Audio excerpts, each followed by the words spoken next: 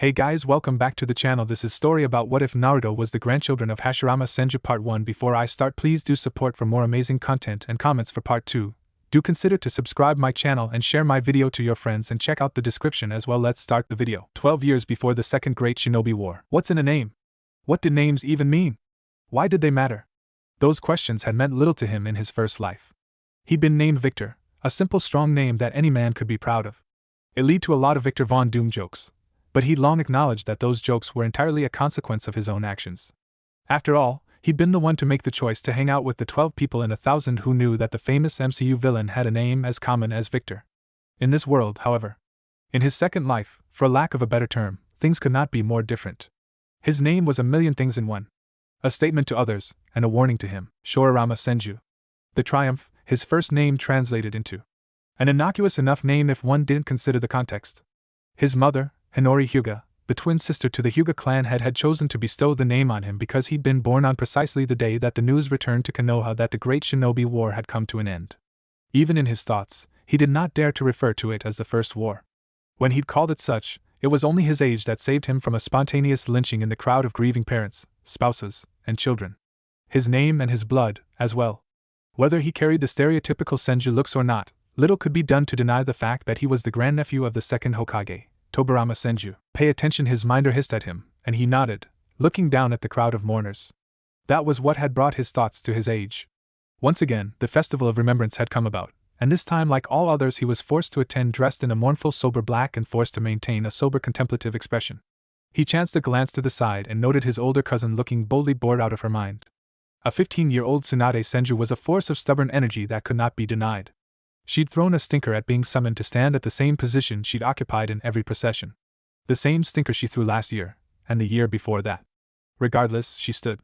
She made it clear she didn't want to be here, but that was the best that she could do. A cough drew his attention to the man that forced the stubborn slug summoner to his will. Tobarama Senju. Second Hokage of the Leaf.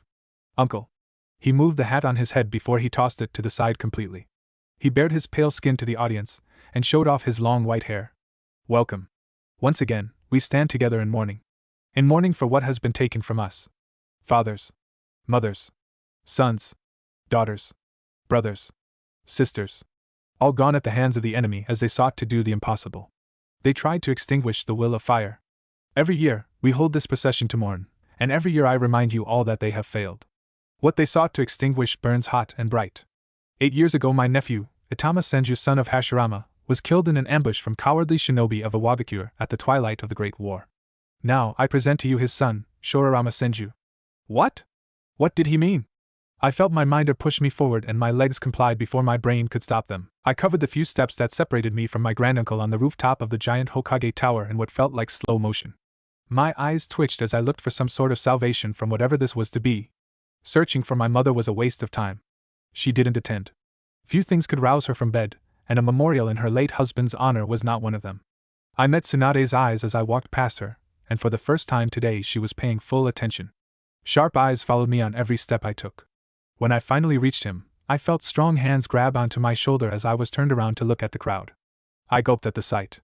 It looked like all of Konoha was here. Thousands of citizens lined the walkways, surrounding the tower and stretching back far and wide. This was the village hidden in the leaves in her full glory. My nephew will continue his education at the Konoha Shinobi Academy in the hopes of living up to his father's legacy. The Hidden Stone thought they would rob us of one of our own with their cowardly attack, but here Itama's son stands, ready to take up his father's mantle in defense of the will of fire. I urge you all, follow Hashirama's example. Enroll your children and wards in the academy today. After that, I zoned out. My thoughts were flooded. The Shinobi Academy. I'd never been an idiot. I knew that as a descendant of both the Senju and Hyuga clans, I'd be expected to become a shinobi one way or another. But nothing had ever been said about the academy. From what I knew, the academy was for civilian children. Clan children received their tutelage at home. My tutelage had been handled by a rotating contingent of retainers from the Hyuga branch family. Everything from etiquette and calligraphy to taijutsu and shurikenjutsu had been covered in those lessons. They told me of my genius loudly and often. I had no doubts that I was quite ahead of my age group. So why was I being shunted off to the academy? What kind of stunt was that? One thing most people didn't know about Uzumaki Mito was that apart from being a wise old woman, she had one hell of a temper. And the second that she'd gotten wind of what had happened at the Remembrance Festival, she wasted no time in showing up to the Hokage Tower.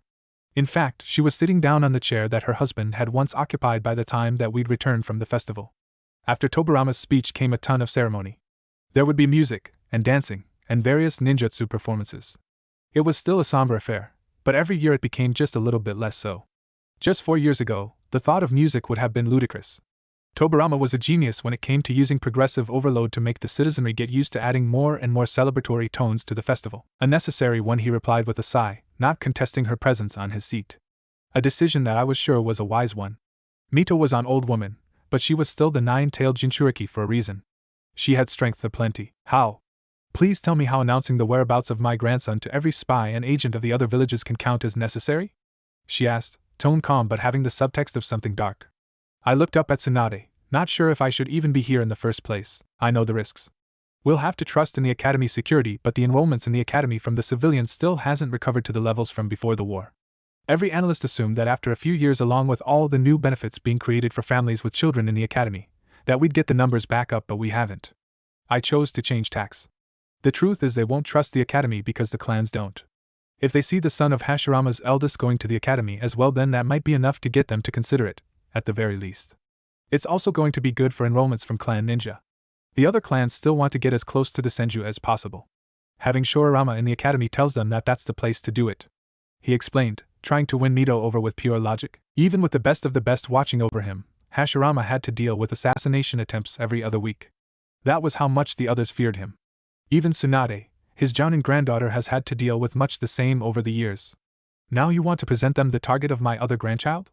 No, Toby. No. I refuse. She said, the edge in her tone was now unmistakable. You don't really get a choice in this, the second Hokage, well-known negotiator, said next. Even I could see it was a blunder. It didn't take a second for the chakra in the room to begin to choke the air out of my lungs. Nope, I heard from beside me, and the next thing I knew I was back on the rooftop safe in Tsunade's arms. Shorarama-sama, do it like this instead, the Hyuga branch member said, directing me through the forms of the advanced gentle fist kata once again. I made my best attempt at copying his movements, but even I could tell that I wasn't getting it quite right. Is everything alright, Shorarama-sama? You usually pick things up faster than this, he asked, making me want to snap at him. In fact, when I opened my mouth after whirling to face him, I could see that he expected me to snap. He cringed backwards a little, and that little movement was enough to make me snap out of it. I just have a lot on my mind. Why am I even learning this in the first place? It's not like I'm ever going to get the Byakugan, I said to him, running my hands over my black hair. I thank the gods that I hadn't inherited the rough hair of the Senju. Hyuga hair was much easier to manage. Looked better too. We've covered this before, Shorarama-sama.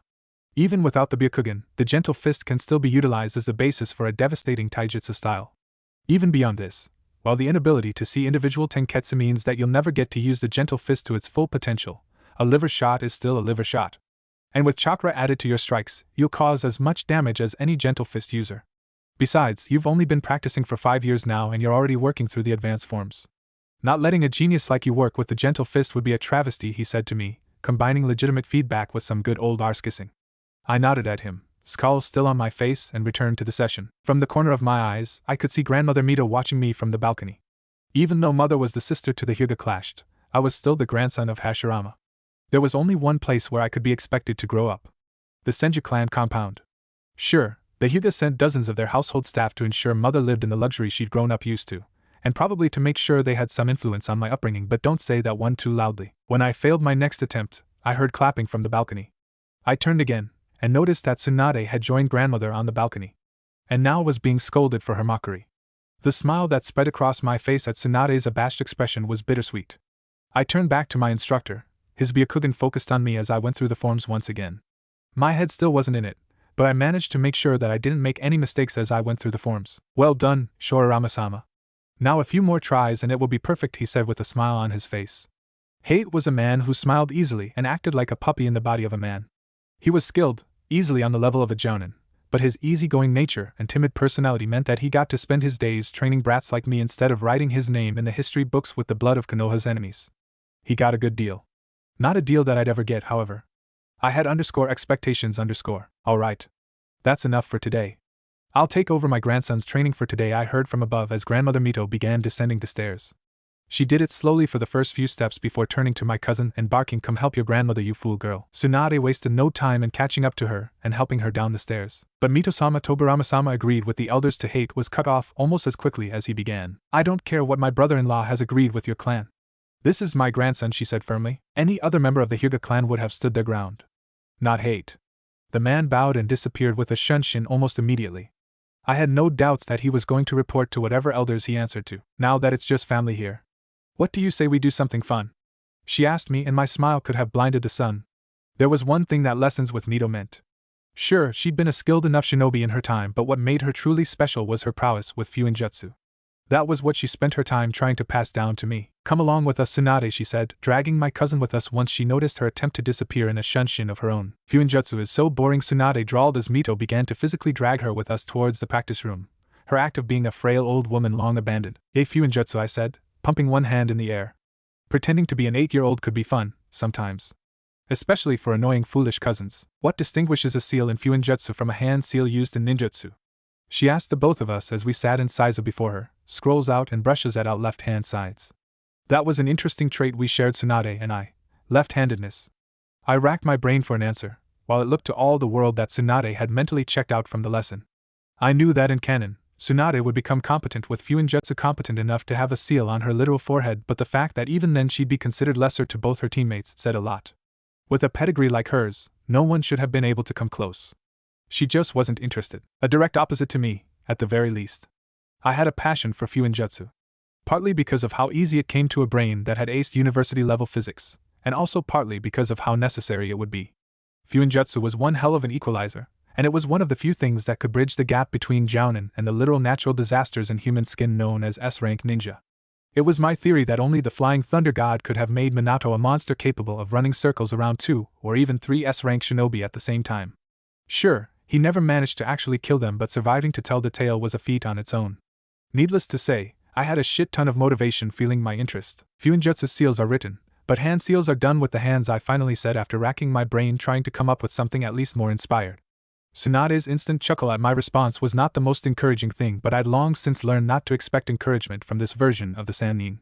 She was firmly in her troublesome teens and had somehow decided that being a sarcastic bitch to everyone who shared blood with her was the ideal way to assert her independence and maturity. Never mind that she still lived in the clan compound and spent clan money on whatever whims caught her fancy. Sure, she donated her entire pay to the clan, but that was besides the point. Something slightly more than the readily apparent, Shori-chan Mito deadpanned, making me flush entirely against my will. That was a good one. Fuinjutsu seals are more varied. There's as many as 369 characters in the Uzumaki script alone, and it's just one of dozens, but there are only 12 hand signs. 12 standard ones, at least, Tsunade suddenly said, making me turn to her. The way she rolled her eyes at me once she noticed my attention made me want to curse out loud, but I just took the loss. It stung to lose to someone who wasn't even trying, but that was the way the world worked. Slightly better, and close to the actual answer. But wrong still, Mito said, making me want to jump up and celebrate.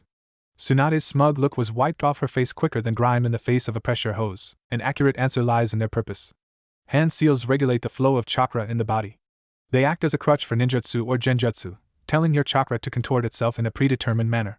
That is why when you get skilled enough, you can shave a few seals off a jutsu or even abandon the use of seals in their entirety. As she spoke, as if to demonstrate her point, the world around us began to shift as she seamlessly placed us both under genjutsu while her hands were on the table for us both to see. First of all, my view of the scene became monochrome before the world started to shift as color swam into my vision from the edges in a chaotic mess. I looked to my right, only this time I wasn't able to see Tsunade anymore. Suddenly, everything crashed around me as I felt myself return to reality. While Fuinjutsu does something else. It couldn't care less about how chakra flows within your body, although there are quite a few seals that can help with that. Instead, Fuinjutsu seals tell reality itself how to behave. Fuinjutsu allows you to impose your will on the universe. To master Fuinjutsu is the closest humanity can come to visiting the realm of the gods. That is why you can never remove seals from a matrix without finding a way to compensate for it. Reality is a dense, unyielding thing. And to even bend it, you have to play by its rules. That is what separates the seals we Uzumaki use from the seals that the rest of the world is familiar with, she said, staring at the both of us, trying to convey the importance of her words with her stare alone. I thought I understood it then. I'd find out in time that Mito's words were the tip of it. Why do I have angry Hyuga elders bombarding my secretary with requests to meet? We heard a voice from behind us. A familiar voice. I whirled around TP, come faced with the familiar white robes that Uncle wore on a daily basis. The robes that marked him as the Hokage. Well, not just the robes. The robes and feet adorned with shinobi sandals. I looked up to his face to see him looking down at the three of us with a raised eyebrow. Neither Tsunade nor Mito looked shocked to see him. Of course, they'd sensed him coming. I wanted to have a lesson with my grandson. Surely, your politicking cannot rob me of that? Grandmother said with a snarky voice. I could already tell that she wasn't in a good mood for the interruption. You were privy to every aspect of the negotiations, Mito. You know that we had to make compromises for us to even get to raise him here. The marriage agreement Itama signed was very specific, and getting out of it was a feat in and of itself. I don't care. He is my grandson. I wanted time with him, and I got it. You're the one sending him to your foolish pet project and reducing the time he spends at home in the first place, she said, pointing right at him in an accusing tone. I already explained my reasons for having him join the academy. It worked even. We'd got as many as thrice the number of applicants in this year's batch, he said, looking very proud of himself as he reached up to adjust his hat. Still, his time at home is reducing and I wanted time to teach him valuable skills. The Hyuga were teaching him some useless kata among a dozen that no one would even get to use in a real battle, she said, not having the best opinion of Hyuga taijutsu. Mito didn't have the best opinion on many Hyuga things. If I didn't share their appearances so thoroughly, I was sure she'd have had a few choice words to say about their looks as well. I will speak with the elders. We will renegotiate Shorarama's schedule to make room for your lessons with the inclusion of the academy. And free time for him to play as well, Tsunade added, tossing in her 2 cents. There aren't enough hours in a day for such frivolity. Don't be ridiculous, he denied without even giving his grandniece a look. If that is settled then, I have Shorarama now. He's the right age for him to start with the trials, Uncle said before reaching down and grabbing my shoulder. I didn't hear Mito reply before I found myself in a completely different location. Looking around told me we were on the cliff face that would become the Hokage Rock in time. It overlooked the rest of the village, and the view was truly breathtaking. Do you know why I brought you here, Shorarama? He asked, joining me at the edge of the cliff, looking over the village. No. You said something about trials, I replied. Well, trials might be the wrong word to use here. Are you aware of the clan traditions? He asked. No, I replied simply. That was the truth. I knew so much about the Uzumaki and Hyuga clans, but when you compared that knowledge with what I had about the Senju, it was pitifully lacking. Yes. I am to blame for that. As the eldest male in your family, it is my duty to teach you about the clan history and traditions, but duty has kept me away from much of your childhood, he said, sounding slightly apologetic. That was enough to make me look up in surprise. I'd known Tobarama for all of my new life, and if there was one thing he never did, it was apologize. He and Mito had had so many fights about it. Well, this is one tradition that we can't really negotiate, he said, turning away from the village to look at me. I mirrored his movements and looked up to meet his eyes. Our clan name. Senju. 1,000 skills or 1,000 hands, depending on how you see it. It comes from the fact that even back in the Warring States period, no 2 Senju shinobi were the same. We had such a wide range of skills and focuses. Just look at my brother and I. We were both trained by our father, Butsuma, and the arms master, Kentetsu, but our fighting styles could not be more varied, he said, launching into an exposition that I found difficult to relate with our previous conversation. I know, granduncle, I said in reply. All these were things I knew already. I might not have had fixed lessons on Senju clan history, but even the most proud Hyuga wouldn't dare lecture me about my proud ancestry without even glossing over the most famous men on either side of my bloodline. Hashirama and Tobarama. One who ended the Warring States period, almost single-handedly, and another who led Konoha through the largest war that the world has ever had the displeasure of witnessing. What you don't know is why. Each one of us is unique. It is a feature of our clan. Everything, from our affinities to talents, tend to be varied. That means that unlike the Uchiha who have a single test for determining when one becomes an adult, we wouldn't dare put something so limiting. They have the Great Fireball Jutsu as their test. This is ours, he said, turning to me and beginning to weave seals. I watched him with sharp eyes, cataloging and forcing everything to memory. My lessons had included a lot of the things I needed to be a successful shinobi. One of them was the ability to memorize things with only one look. Not everything, but a string of hand seals was easy enough for even me. Tiger then ox, tiger again, and ending in the rat seal. Tobarama smiled at my attention on him. I must have salivated as I focused on him. The Hyuga clan weren't known for their ninjutsu prowess, and with the earliest parts of my education being entirely in their control, it was no surprise that this was the first true piece of ninjutsu I would ever be learning. Water release. Water bullet, Tobarama said, and spat out a condensed stream of water that shot through one of the trees in front of us and continued to go forwards, covering the distance at an impressive speed before it dissolved. He smiled at me before he started going through more seals. More than one jutsu? Boar, ram, snake, horse, dragon. His hands moved through just as languidly as the first time, and this time he stretched out both hands at the end of the string of seals. Lightning release. Electromagnetic murder, he said as his hands flashed white and multiple streams of electricity shot out of said hands before slamming into a conveniently placed boulder that they shattered into nothing more than a collection of loose stone. Still, Tobarama did not stop. He formed only a single seal this time. The bird seal. Wind release. Air bullets, he said before inhaling and breathing out a condensed series of breaths. The jutsu was invisible to the naked eyes, but I noticed its effect when it landed, tearing through several trees and leaving small circular holes behind. More seals began as Tobarama turned away from the forest to the cliff face. This time, they were seals I was more than familiar with after seeing them so many times in the anime. Snake, ram, monkey, boar, horse, tiger, he used, holding the tiger seal in front of his mouth as he inhaled an impressive amount of air before breathing out what could only be described as a firestorm. It was loosely contained in the shape of a ball of fire as it streaked across the village sky. I wondered then why he had chosen this spot of all others to show me ninja techniques. It was also curious that of all jutsu to overpower so heavily, it just happened to be this one. Fire release. Great fireball jutsu, he said as we watched the ball fly over the village before it began to dissipate as Tobarama cut off the stream of chakra and it found nothing to latch onto. And now the last one. He said to me before he began to flip through the next series of seals: tiger, hare, boar, dog, or ram, dog, ox, snake. My suspicion that it would be an earth release jutsu would prove inaccurate when he bent and slapped his hands on the ground before saying out loud, earth release. Earth wall. A massive wall of pure stone rose from the ground in front of us in seconds. As I beheld ninja magic in person. This was just something else. One powerful jutsu from every element? That's the test? I asked, looking at him in shock. That's the test for the clan head's bloodline, he specified, giving me a significant look. So this wasn't what the rest of the clan had to go through. It was for us and us alone. Tsunade passed this? I asked him, shocked. She never seemed like a ninjutsu specialist to me. Here, Tobarama scoffed in reply. Barely. Your cousin was content to display the barest competence with each of the techniques. Enough to pass, but definitely not what I will be expecting from you, he said to me. Of course. No pressure at all. He seemed to realize the impact his words could have as he turned towards me and bent down on his knees. You, Hashirama, are the product of two of Konoha's strongest clans. Two of the strongest clans in the entire world. The Hyuga enjoy a long history that goes back just as far as ours, and you are the product of the best of both those bloodlines. Grandson of Hashirama, the greatest Senju to ever live, and great-grandson of Hayashi, greatest Hyuga to ever live. You have so much potential in you. Potential to be greater than every single one of us who came before you. No pressure, indeed. 12 years before the second great shinobi wore Uchiha Yuzum, she resisted the urge to look behind her again to catch a glimpse of him. Long black hair that reached his shoulders and a warm smile that made it look like he had no worries in the world. She already hated him. He was the reason she was here. The youngest of the Uchiha clan head's 4 children, and the only one that would be expected to waste her time attending an academy to be taught by people unworthy to even clean her father's boots. She'd be the first Uchiha from the main family to enroll in this shinobi academy, and it was that bastard's fault. She heard his laughter come from behind her. Loud and easy as he entertained a group of civilians, asking about their lives and telling jokes. The joke hadn't even been funny, she thought to herself as the civilian-born joined him in his loud laughter. She'd expected to be the first one here after arriving almost 30 minutes early, all so she could secure a seat at the back where she wouldn't be disturbed. Shockingly, she'd come in and found the classroom filled to the brim already. Most of them already knew each other, talking and trading information with ease. The opening ceremony, she suspected. She'd missed the event a day earlier, wanting to deny the reality for as long as she could. So what did you do next? She heard him ask the Inuzuka from across the room, intruding into the conversation the dog boy had been having with the Nara girl next to him.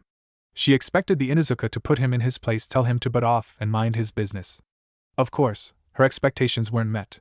The Inuzuka turned back with a wide smile on his face and began projecting his voice to tell the story of him sneaking into the kennels and meeting his companion to the whole class. So Haimaru, Mom's Nankin, was sleeping but his mate wasn't. And she was pissed to see me. She tuned him out and began to go through her memories to find something to occupy her. She absently noted that she would have to come along with a scroll or something to read tomorrow. She thought of all the things she could have been doing with her time instead of this. She could be working on her great fireball jutsu. Father said she was coming along faster than any of her brothers had managed to. She could be the youngest to perfect the jutsu since Madara himself if things went well enough. At least, that was what she thought. Having to spend half her day here would be one hell of a time drain. Almost like the universe was taking pity on her and deciding to be merciful, she heard a sudden ringing from the outside. A bell? With that cue, a man body flickered into the room. The light green vest around his upper body marked him as a chunin. Good morning, he said to the shocked class, only getting replied by the Senju boy who practically sang his reply. Bastard, welcome to the Ninja Academy. I am Uraraka Kichizun, chunin of Kanahigakure. You will refer to me as Uraraka Sensei. he said. She felt a hand on her shoulder, and almost jolted if she didn't hear his voice immediately after. Want to go out for lunch with us, Uchiha-san? I have extra, he said, looking down on her with those black eyes of his. He looked like a puppy. Like the one the Inuzuka boy had on top his head right now. No. Stay away from me, she said, swiping his hand off her shoulder with a negligent flick of her own. Part of her delighted in the way his smile died. But it was a temporary feeling, as by the time he looked back up, the smile was back and as bright as ever. Let's go, guys, he said to the rest of the class as they followed him down. Not the whole class, it turned out, as she looked up to see someone standing in front of her desk. What are you doing? He asked her, staring down at her with eyes that she knew mirrored hers. No one in their generation had inherited the Uchiha looks as strongly as the both of them had. What does it look like? Sitting down to eat lunch, cousin, she said, looking at him like he was stupid. Sometimes, Izuku was actually stupid. Why were you so rude to Senju-san? Your father sent us here to make friends and allies, not alienate the entire class, and one day she scowled at the reminder. We're not here to make friends with the Senju, though. Father couldn't care less about the Senju. He sent us here to befriend the other clans. Remind them that we were just as involved in Konoha's founding as the damned Senju. And do you think being rude to the Senju, the one they all see as their friend, would make that any easier? Get out, she snapped finally, turning to her lunch and resolving to ignore him completely. She heard his footsteps as he made to leave the classroom, leaving her behind. She hated it here, she decided finally. She hated the damn Senju, and the Inuzuka, and all of them, and Uraraka Sensei, and even stupid Izuku. How was the academy? He asked as she wasted no time in barreling towards him like a rocket. She didn't bother noticing the rest of her classmates being picked up by parents or siblings, or even Senju being escorted away by a servant. She didn't care about the rest of them. She had her brother here with her. Terrible, Tenjin. I hate it there, she said, wasting no time and beginning to make her case for never returning. Really? Why? It's just the first day, he said, sounding taken aback. They don't like me. None of them. Senju has them all wrapped around his fingers. And that's why you want to leave? Are you saying it's not a good reason? I'll let you discuss that with father. Instead, how do you feel about going to get some dango, and then kunai shopping? I think we can get you your own set since you'll need one at the academy. Her bad mood wiped away instantly, like clouds chased away by the sun, as her brother reached down to pick her up and then plop her on his shoulders. She laughed as they began to cover the distance to the dango shop in a leisurely walk that made the wind blow across her hair. She almost slammed her head against the table at hearing that particular voice as they walked into the weapons shop. That bow, uncle, she heard him say right as they entered. They didn't turn around to look at them as she walked in with her brother, but she could make out that cloak and hair anywhere. It was the second Hokage, and with him her hated nemesis, Senju Shoarama. They were both looking at a highly ostentatious bow. Beautiful, but much too showy for her tastes. Of course it would be the kind of thing Senju would like. It was made of gleaming wood. Rarer than the wood on any of the hundreds of trees within the village, definitely. Like every other bow, it was a curved piece of wood with a string tied to either side. The wood was a deep black. If Hachiman was here, he'd identify the species of tree that gave the wood, and even its age and when the wood was harvested with just a single look. Made of ebony, young Senju-sama. It is a good choice, the store attendant said, and she resisted the urge to roll her eyes at the obvious sales tactic. Surprisingly, Senju didn't appear to be fooled by that. It is beautiful, I agree. But perhaps something simpler would be a better choice for the time being. You are to be a shinobi, after all, the Hokage said, addressing his grandnephew. To Yuzume's surprise, the undoubtedly spoiled brat actually listened to the Hokage's wisdom, and they moved on to search for a different bow. She wondered what they were even looking at bows for. He wasn't going to be a samurai. He was going to be a shinobi. Shinobi don't use bows, she said to herself. Everyone knew that. Even the weakest of her genin cousins could throw a kunai faster than the most skilled samurai could shoot an arrow. They could probably throw it with more force than the arrow, she added. Let's go get your kunai, her brother said to her, pulling on her hand to take her deeper into the shop. The last thing she heard from the Senju duo was, I'm an adult now, you know? From the younger one, as his uncle began making other suggestions than a bow of all things. Nara Shikaheim. How troublesome, she whispered to herself as she entered the classroom to find the Senju boy sitting tight next to the only empty seat in the classroom. The fact that none of the civilians had claimed it made it clear that it was being reserved for someone else. The fact that she was the only one yet to take a seat made it clear that she was the one the seat was being reserved for. She almost turned back to head home. She could already tell that this would end up being a lot more trouble than it was worth. The Senju boy was much too popular for her to spend a day next to and have any hope of a quiet one. Take a seat, Nara-san, Uraraka Sensei said as he walked in from behind her. There was no way the man would let her just decide to turn around and go home.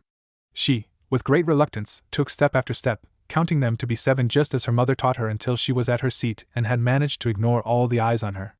She sat down and waited for the man to begin. It's been a month since the first class. Just like I promised you then, today we will have the placement test to divide you into your specific classes, the man said, and suddenly a piece of paper revealed itself on her table. Genjutsu, she surmised. Looking across the class showed the only one to have been unsurprised by the genjutsu to be the angry Uchiha princess. Indeed, instead of focusing on the test on her table, she was looking their way and muttering in irritation.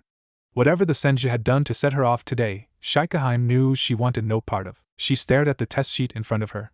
Most of the questions were relatively easy to answer for someone like her who had grown up with shinobi all her life and been trained to be one from before she could watch. In fact, the only ones having any true difficulty with the test were the civilians. Among the clan children, she could see only the Inuzuka having any real trouble with his answers, and even then he still had half his sheet filled in the first 10 minutes. As for her, she couldn't deny the temptation to fail the test. Mother would be disappointed, but father would understand. Being in the same class with so many hotshots was bound to be nothing but trouble. 2 Uchiha, 1 Hyuga, the Senju prince, and members from basically every clan that made up the village. If there was one class that would have all the attention and thus trouble thrust at it from the get-go, it would be that one. Father would do the same in her place. But mother would look at her with those eyes. She was sent here to get close to her cousin. To preserve family relations, mother had said. Code for make sure that the Senju don't forget who exactly her mother was and that the Nara were now tied to them by blood. She chanced to look at the little prince from the corner of her eyes to find him with an easy smile on his face, doodling in the corner of his paper. Whenever a civilian tossed a look at him, he would grant them an encouraging smile, almost saying to them, "You can do it."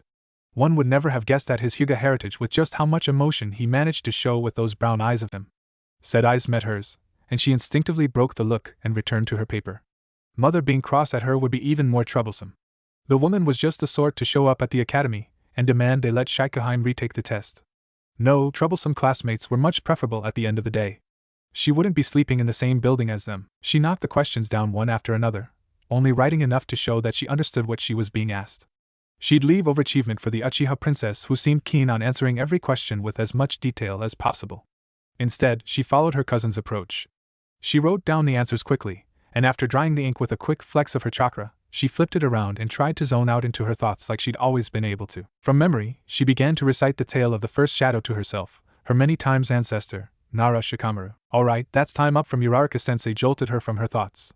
She allowed him collect her test sheet even as she noted several civilian children begin to rush to fill in undoubtedly wrong answers on the empty spots on their sheet. The man was unflinching as he grabbed each and every sheet in order as he walked through the class. Whatever tears or begging he received went ignored in his flat expression. Dull black eyes simply staring down those who dared resist. When he got to her, he tossed her a smile as he turned her sheet over before giving her cousin a long flat look as he caught a glimpse of the back of his test sheet. Shikaheim looked over to see what the Chunin was looking at and almost tripped on her chair as she suddenly stood up. The rest of the classroom turned to her, before their eyes turned to the Senju boy. "Is this supposed to be funny?" Uraraka Sensei demanded, and her cousin just shrugged with a smile. She almost cursed herself as she got a better look at the sheet as her sensei thrust it at her cousin. He hadn't been doodling on the back of his sheet like she'd thought. No, the troublesome piece of work had drawn a full-blown explosive seal on the back of his test sheet. She'd seen enough of such seals in the clan armories to be able to tell them apart from any other. The Uchiha princess looked similarly astounded as she got a look at the seal, while the rest of the class were left to wallow in confusion. "Detention. Trust me, your guardians will be hearing of this," he said, making her cousin's smile die out a little bit. "Nara-san, return to your seat. The seal is inactive." "It's a dud," her sensei said to her, turning to pin her with a reassuring look. Not a look that she'd have expected after the anger that had been on his face nary a second ago, but she took the assurance for what it was and returned to her seat. If she moved it along the floor a little bit to gain some distance from her clearly insane relative, then no one could judge her. "We'll be heading outside for the physical tests now," Uraraka Sensei said, prompting a whoop from the Inuzuka boy in front. Inukuro, she remembered from the introductions, the academy's training grounds were a wide open field most of the time. Today was different. Someone had gone to the trouble of setting up a complex obstacle course. She could already make out a climbing wall, swinging logs that had to be avoided, a tightrope that had to be run across, and some swinging rings that one had to jump across, along with a dozen other tasks on the course. Troublesome. She silently judged it to be. If the first test had been easy, then this one would be anything but. So how would you get past that tightrope? She heard one of the civilian boys, Takahata Toshiro, ask their resident Senju prince as they stared at the course. "The safest way is to turn around and climb across it with one's hands and knees. It would be faster to just run across it," however her cousin said, unknowingly echoing her inner thoughts on the matter. She'd probably be able to run across it with ease. It went without saying that each of the clan children had begun training to become shinobi long before being enrolled at the academy. In fact, she was willing to bet that the reason most of them were here was the boy behind her. The grandson of Hashirama, the first Hokage, and the grandnephew of Tobarama the second. in line to take over as clan head after his granduncle. So who wants to go first? Their sensei asked, only for no one to step forward after a second. In the next second, both the Senju and Uchiha children had stepped forwards. Senju Shorarama. You will go first, he said, making the angry Uchiha princess stare daggers into the man. If the rumors were to be believed, then their sensei would have fallen dead a dozen times over. Shikaheim figured that if the Uchiha could indeed kill by staring with those eyes of theirs, then this one hadn't learned that technique yet. Hyuga. She walked into the classroom, momentarily stopping in her tracks. There, right in the middle, 2 seats from the front, and 2 from the back sat her cousin, Senju Shorarama. It's 6 a.m., she told herself as she watched him notice her, and then erupt into a smile before waving at her. How could he have arrived this early? It didn't even make sense. She'd decided to leave home at a ridiculously early hour so she could beat him to the academy for the first time, and now he was already here. How are you doing, cousin? Good morning, he said to her, smile bright and hands spread out in a wave. Well met, cousin. I do hope I have a good morning. I wish you the same, she said in reply before walking in and taking her seat one away from him. Last time she'd sat at his right-hand side, but since he'd gotten bored and made an explosive tag in class yesterday, father had been very clear that she should keep a cautious distance. So far away, cousin, he said, calling attention to her choice of seat. No offenses intended, cousin. I woke up feeling bilious and with a raging headache. I felt it would be better if I sat next to the window, she said, lying with ease.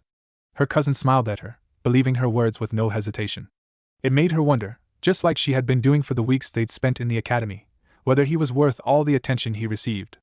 Even before enrolling, she made sure to be constantly informed of the progress he made. According to Kabuki, he was skilled with the gentle fist, but still quite a bit behind her when it came to expertise.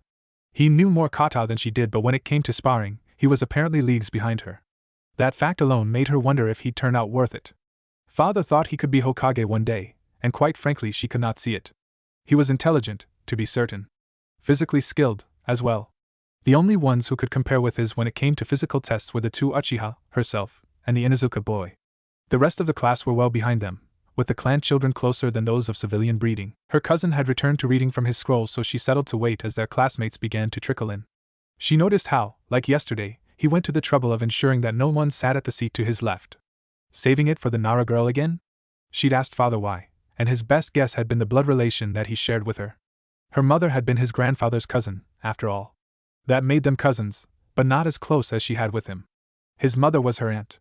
That made her his closest relative close to his age. When the class filled up, and even the Nara girl had entered, their sensei appeared in front of them with a body flicker. She subtly activated her Byakugan to make sure there wasn't another genjutsu ensnaring their perception. The fact that she'd fallen for the first genjutsu yesterday had grated at her more than she would have been willing to admit. With her Dojutsu active, she noted the 2 other chunin behind the door. There are 37 of you in this class now. We will be dividing you into classes of 3, with each class having roughly 12 students apiece. If you hear your name, you should please follow Jinpachi-sensei as he leads you to your new classroom, he said as one of the men behind the door walked in.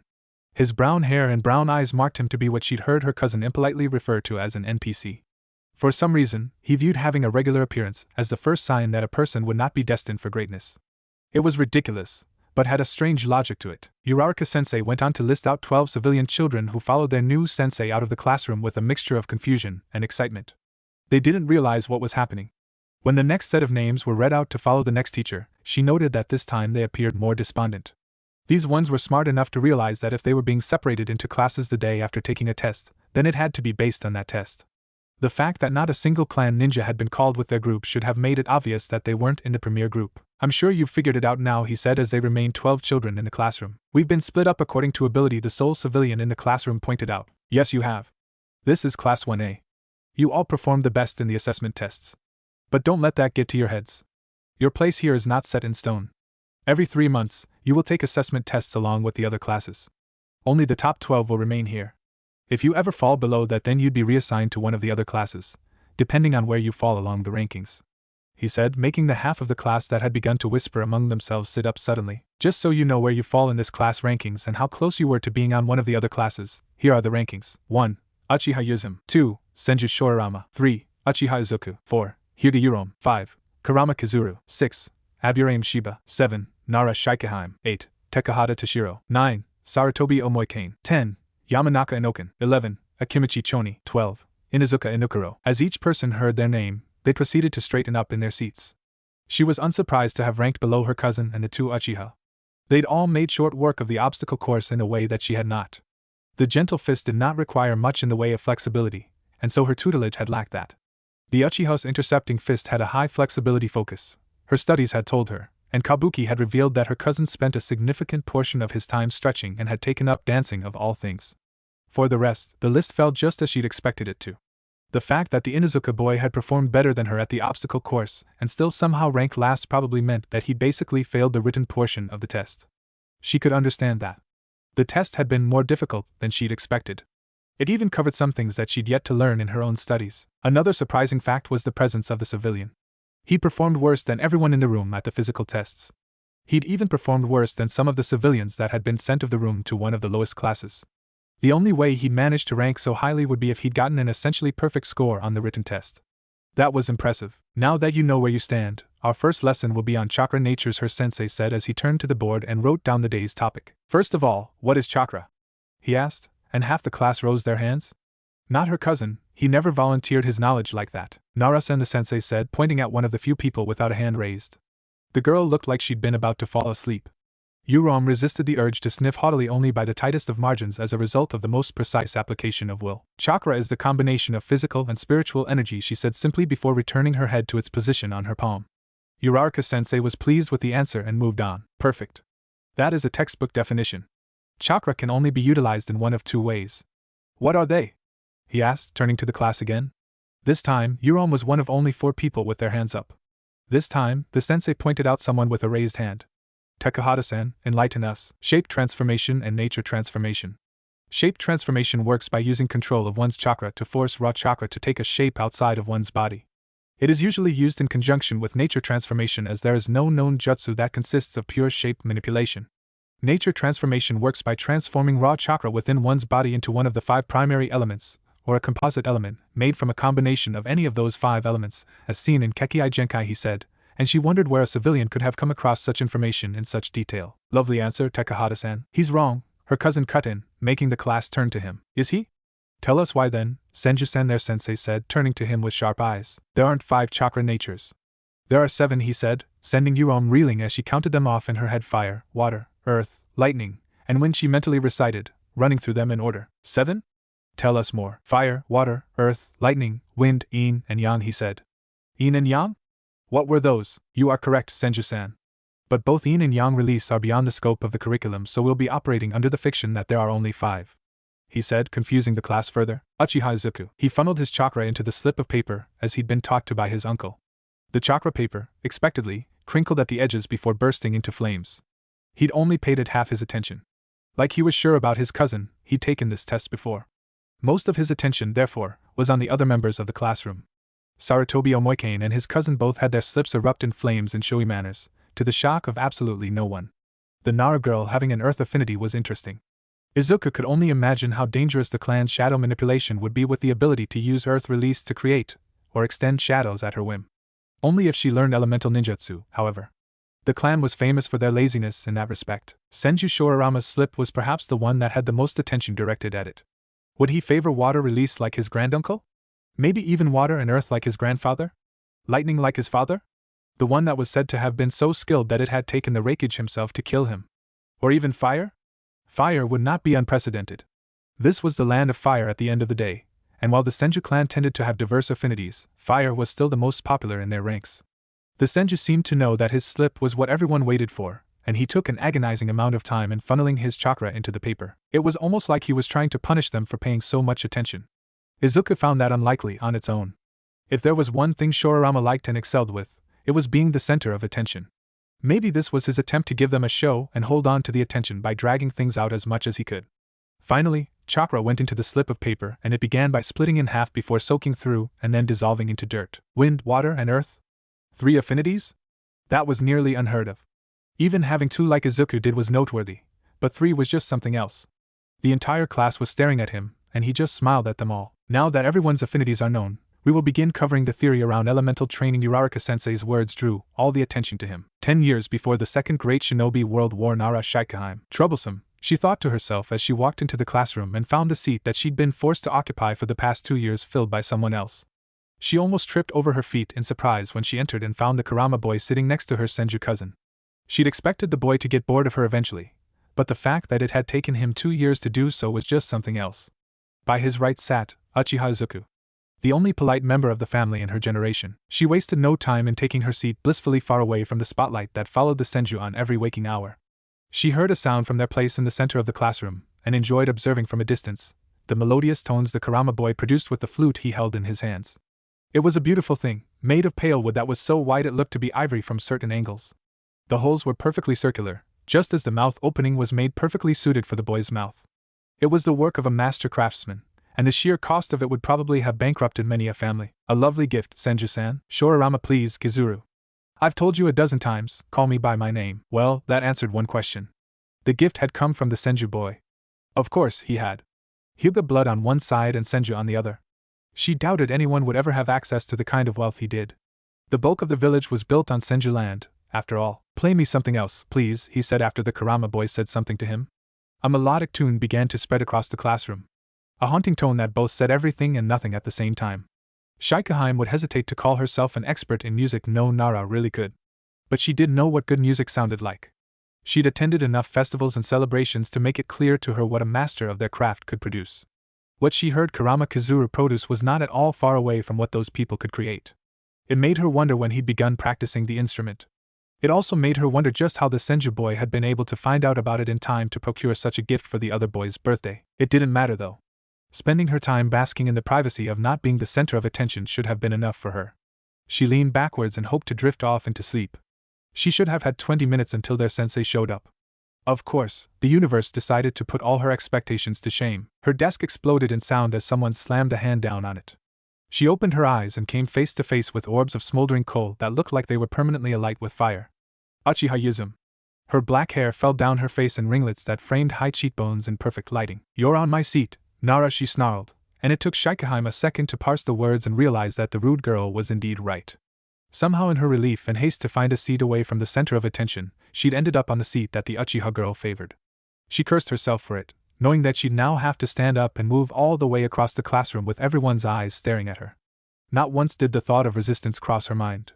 Only 2 people could match up with the Uchiha girl when it came to the ninja arts, and she definitely wasn't one of them. She prepared to stand up, and the bad situation suddenly got much worse as she felt a hand on her shoulder. What are you doing, Yuzum? Her cousin said, staring down the Uchiha girl with his head tilted to the side. Your little cousin is on my seat, she said, stepping closer to the boy who had taken the space between them. Shikaheim wanted to roll up in about ball like a child and cry her feelings out. Because how had this gotten this bad? She knew that she should be thankful to her cousin for stepping up to defend her, but she wanted nothing more than to scream at him for standing up and involving himself in this. If she hadn't already been the center of attention, then having the 2 best students in the class in a face-off over her choice of seating position would ensure it. I'm sure no seats have any names on them. The seats are first come, first served, Yuzum. Sensei has made this clear more than once, I know. And so do you, he said simply, weathering the glare that she tossed at him with no discernible reaction. I've sat on the same chair for 17 months, Senju. Don't play with me. Her voice rose now, making Shikaheim shrink further in the chair. No longer a whisper that promised violence, her voice was now a snarl that assured it. Doesn't matter, he said, and in the blink of an eye, he caught a punch that had been sent flying at his head. Now, the entire class was on high alert. Uchiha Yuzum proved to be deserving of her class ranking as the number 1 student by sweeping her leg forward and sending a high kick slamming for his head. Her cousin simply released the hand in his grip before moving his head backwards an inch to allow her foot to sail past his face with no effect before rushing at her. Shikaheim had very little doubts about how this would go. It was only her cousin's terrible shuriken jutsu marks that made him second place to the Uchiha girl.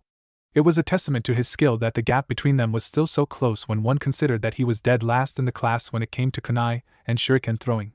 He stepped into the Uchiha girl's space before she could recover from the attack and released a duo of quick jabs at her face. The first hit. She used the momentum to send herself rolling backwards. She came up weaving hand seals, only for her hands to be caught in a solid grip before she could continue. A great fireball jutsu in a closed classroom is more stupid than anything I've ever seen any of you attempt, Uraraka-sensei's voice rang out. Shikaheim absently checked the clock and noted that they still had about 10 minutes until the bell was supposed to ring. That, at the very least, went a step in confirming her theory. Senju-san, Uchiha-san. Detention. You will both be staying behind after class today, and this incident will be going on both your records, he said, before moving back to the front of the class and picking up a stick of chalk. Today was supposed to mark the beginning of survival and camping training, but since you all clearly have too much energy, we'll be doing some endurance training instead, he said, the rest of the class predictably erupting in mutinous groans and whispers. Even her cousin winced at the announcement. Endurance training wasn't fun for anyone. Especially now that Uraraka-sensei had begun adding genjutsu detection training to the mix. Chop, chop. You should be at the lineup already. Last there gets to do an extra lap for good measure, Sensei said, and the class moved almost as one. Her cousin was, predictably, at the very front of the line with his unholy speed. She hastened to take off and join the others. She couldn't end up being the one to take the extra lap. Sarutobi Omoikane. He lounged against the tree stump while taking a look around the gathering. He hadn't thought that this would be what the gatherings would look like when he'd first heard of them and pursued an invitation. He'd expected secret training of powerful ninjutsu or something like that, but while Izuku-san and Shorarama-san did show off some ninjutsu on their own, it definitely was not the center of the meetings. These were, and he still felt strange thinking it, almost like leisurely gatherings. The idea that the Senju heir, the cousin to Uchiha clan head, and so many other clan heirs would gather during the weekends to play music and games would have been ridiculous to him if he wasn't looking right at it. "How's the grill coming along, Choni?" He heard the Inuzuka say from his position opposite him and turned his attention to the Akimichi, who was expertly managing a large outdoor grill and flipping pieces of meat on it. Next to the grill was a platter of various fruits and vegetables that had been provided for the entire gathering but would only end up being touched by the Senju who refused to eat meat for whatever reason. Speaking of the Senju, he was in the complete opposite end of the courtyard in front of a series of targets. Next to him stood Uchiha Izuku, and they whispered between themselves for a bit before Senju walked backwards and primed the bow.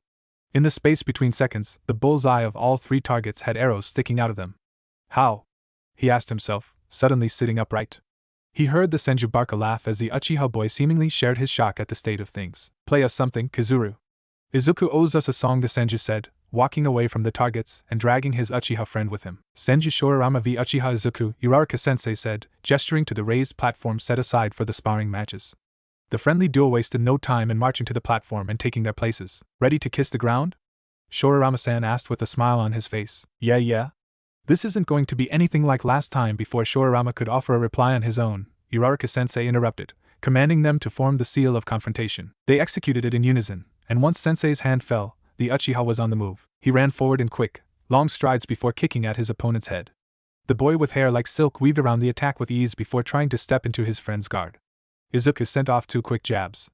Both were dodged in succession. The Senju went on the attack, sending a knife hand at his friend's throat that forced him to flinch backwards. He wasted no time and took advantage of the hesitation, stomping on the other boy's foot and refusing to let up. Izuku's attempt to pull his foot out from under his friend was met with harsh resistance. Shorarama unleashed 3 quick jabs into his friend's face before lifting his foot and allowing him to backpedal. Izuku stumbled backwards for a second before abandoning his training and diving right at his opponent.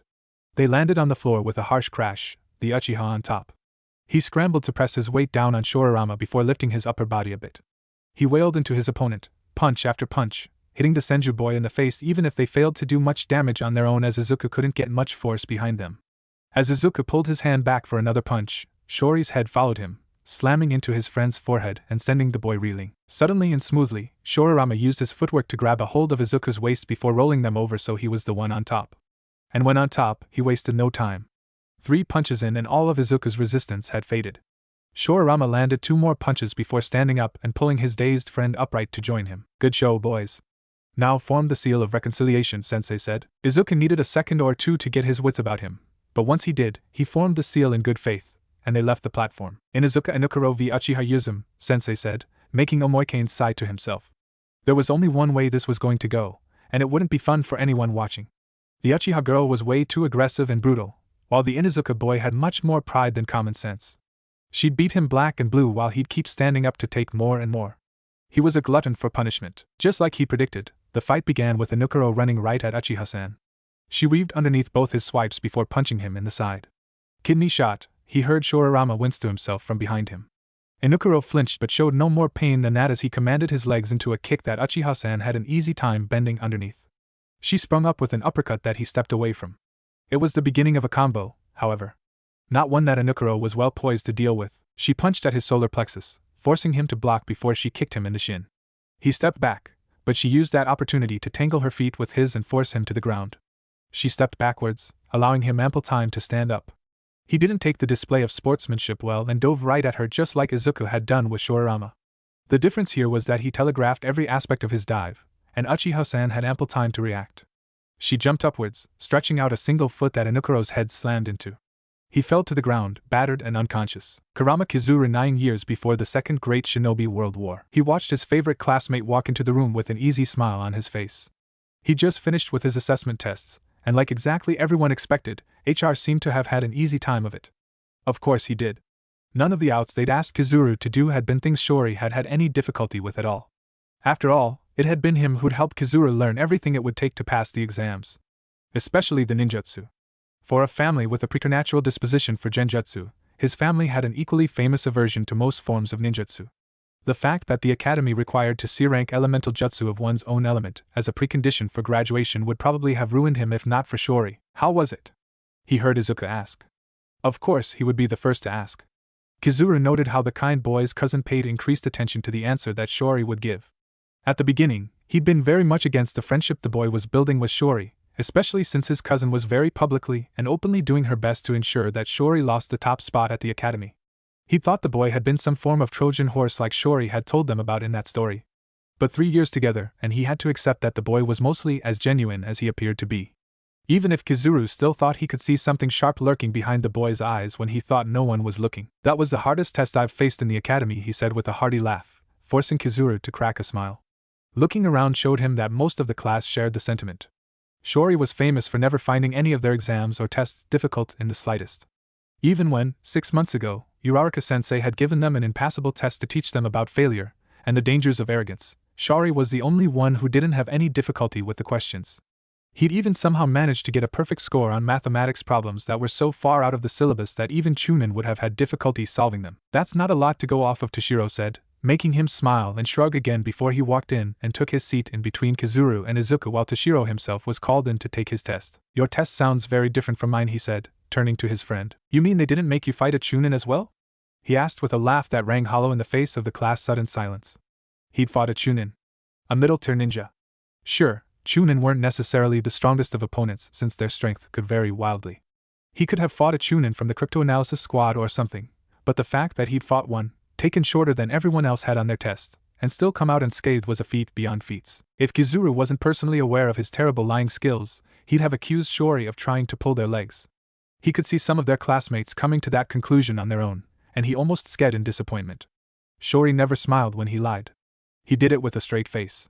Sure, it was the perfect way to deliver something that one wanted to be taken seriously, but considering he'd not even been able to avoid cracking a smile when he had to break the news to Inukuro that he'd broken his puppy's leg in their friendly spar, Kizuru had concluded that he'd smile no matter what. Only when he lied did he manage to avoid it. What do you think our teams will be? Izuku asked, making Kizuru's slam back to attention. Team assignments. That was one thing that he'd been both thinking about and trying not to think about at the same time. After all, it could turn out very good or very bad for him. Uraraka-sensei hadn't given them much information on the matter. In fact, all he knew could be summed up in 3 points. 1. Their scores in the final exams and throughout the academy would be taken into account. He didn't know precisely how they would be considered, but it could range from putting the highest scoring students together or trying to balance it out by averaging a mix of the scores. He felt the latter would be less likely. Right from the beginning of their time in the academy, it had always been about putting the best of the best together. That was why he'd put so much effort into these exams. He'd studied his arse off, day after day and night after night. He'd punched posts until his fists bled and his aunt screamed at him for taking things too deeply. She never felt the pressure he did. The pressure to beat the best of the best that the strongest clans had to offer to make sure he ended up in the right team. 2. Their compatibility as people would matter. This was one of the places where he knew that he had the advantage over most of the others. He and Shori were friends. The best of friends, if he were being precise. The only one that could even vaguely be considered as close to Shori as he was Izuku, and being on the same team with the both of them would be perfect. He'd take the Uchiha as a third over most others. Especially that Nara who thought that she could intrude on their friendship simply because of their familial relations. 3. The balance of their abilities. Shori was good at everything. Everything that mattered, at least. But Kizuru was one of the few people in the class who could claim to be better than him at any particular ninja art. As the Kurama clan head, he was born for genjutsu. But he hadn't stopped there. He trained with his aunt until he'd gotten so skilled that he was even better than their Chunin sensei. His aunt called his genjutsu potential the highest she'd ever seen. Hopefully, that would mean that he'd be put on the same team with Shori to make up for any genjutsu deficiencies that might exist in the team. He was sure of it. He became even more sure when on the very next day, the class rankings were posted. As expected, everyone in Class A had passed the final exams, but the rankings were beyond what most people could have foreseen.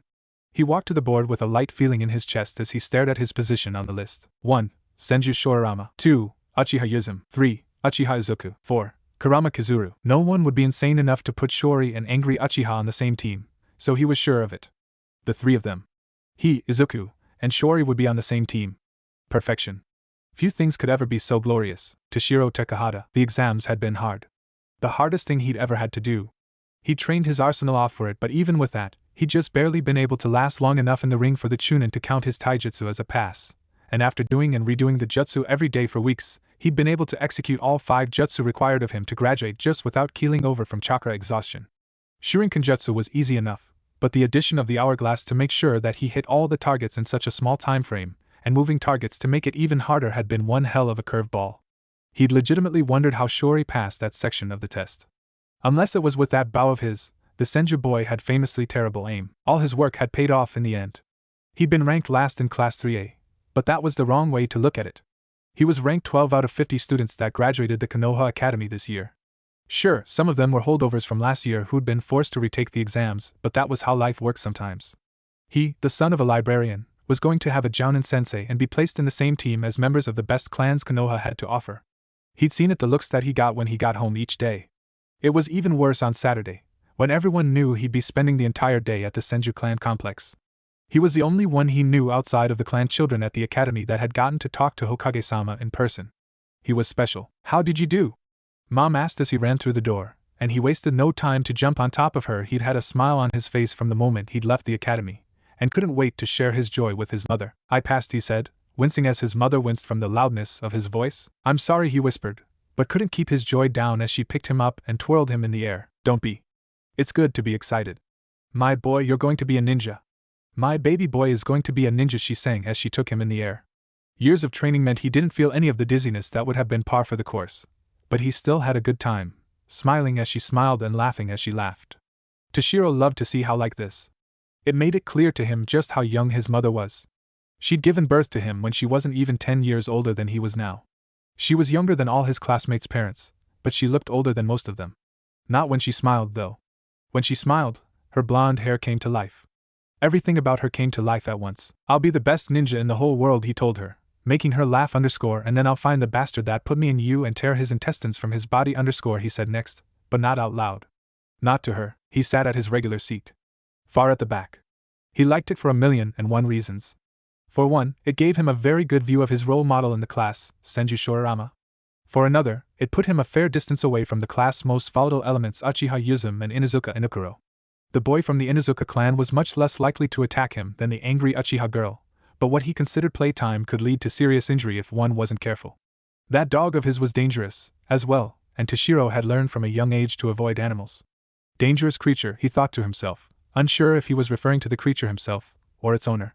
Sometimes, Toshiro felt there was no difference between them. Shori disagreed, but he had a habit of seeing nothing but the best in people. The Inuzuka boy was a beast, and so Toshiro would never keep his eyes away from him for long. It was only a few minutes until class started, and he watched Shori laugh as he spoke to the other Uchiha Izuku. Their conversations were always on a variety of topics, so unless he went closer or focused chakra into his eats to eavesdrop, then he was clueless as to what the conversation could be about. That was one skill Shori had. He could talk to anyone about anything. Toshiro had considered himself the most well-read person in his age group, but that was only until he discovered just how much time Shori dedicated to reading on a daily basis. He'd have thought that the heir to the premier ninja clan would have all his time set aside for training, but finding out that he scheduled every resting minute for reading had been a wake-up call for him. Even when Shori stopped training his body, he never stopped training his mind. Even now, he was still training. Most people wouldn't have noticed it, especially with how baggy his kimono tended to be, but Toshiro had better eyes than most. He was a stickler for detail. And when the wind moved through his clothing, one could spot, for a few seconds, the weights that he wore across every limb. Sitting down, standing, every movement was a form of training when one made use of ninja weights. Toshiro had considered doing it as well, but when he noticed the prices on his visit to the supply store, all his enthusiasm had dried out. Especially when the helpful lady at the store told him that it wouldn't be very useful for someone that was his age unless they had a medical ninja checking up on them on a nearly daily basis to heal the damage they were doing to themselves the right way and make sure they didn't accidentally get crippled. For the heir of the Senju, that kind of expense would make sense. Not for him. Not when Mom worked extra hours at the archive to make sure they had enough for rent and his ninja supplies. "Quiet down. Uraraka-sensei said as he appeared in front of them. As I told you when I gave you these, he pointed at the headbands on their heads, most of their heads, he amended to himself. Shori's headband was worn around his neck, and crazy Uchiha girl wore hers on her bicep in the same position as Nara-san. You are shinobi of the village hidden in the leaves now. That means you are to be the best of the best. You are now carriers of the will of fire and must be trusted to uphold both the will and the ideals of the village in all your dealings, he continued in a serious tone before suddenly pulling out a clipboard from nowhere. You already know that as members of Class A, you will be sent out in teams of 3 with specially chosen Jounin Sensei. This is a special opportunity that you must be grateful for, he said, pinning them all with his stare. Uraraka Sensei was something else. He'd been like a father to most of them in their time in the academy, and Toshiro knew that he'd be far from the only one who'd missed their sensei after leaving. Here are the teams. Once I call your names, your Jounin Sensei will walk in and take you with them, he said before taking an audible breath. Team 1 will be made up of Hyuga Uram, Inuzuka Inukuro, and Aburame Shiba, and you will be under the tutelage of Jounin Shimura Danzo. At his words, a man appeared in the doorway. He'd entered the classroom without opening the door? Or he'd opened the door without them noticing somehow? No, Occam's razor, as Shari called it. The simplest explanation. He'd always been there. Just under a genjutsu that prevented them from noticing. Even Hyuga-san was shocked, so that meant his genjutsu had been enough to fool even her advanced senses. Follow me, little branches, he said before disappearing in a shunshin. All 3 of his students looked between themselves, confused. Head to training ground 1, Uraraka-sensei said, taking pity on them. Team 2 will have Yamanaka Inoken, Naro Shikaheim, and Akimichi Choni, under Sarutobi Benzaiten. Their sensei walked in through the door with an easy swagger. He was the type of man who you'd see on the street and bestow with the epithet, cool. Sarutobi Benzaiten was a cool man, with his full beard and broad shoulders. We don't have all day. Let's get going, kids, he said, waiting for all his students to stand up before walking out at a sedate pace with them in tow. Team 3 Uchiha Izuku, Kurama Kizuru, and Sarutobi Omoikane under Uchiha Kagami. The class went dead silent at that. Even when the Jounin entered the classroom, no one paid him any attention. Instead, all the genin in the room were looking between 2 people, Shori and Uchiha Yuzum. What were the people in charge of the academy smoking? Putting Shori and crazy Uchiha together was a recipe for disaster. Even worse for him, he was on the same team with the both of them. He was a dead man. A very dead man. When his sensei asked them to follow, Kurama-san boldly resisted the order, preferring to stare at his friend in worry until Shori sent him off with an easy smile. Team 4 Uraraka-sensei said, addressing them since they were the only ones in the classroom at this point. Hataki Tsukumo shall be your sensei, he said, and then a boy walked in. White hair and tall willowy frame marked him as a very handsome fellow. The only problem was that he didn't look to be much older than them. Not up to a decade older, for sure.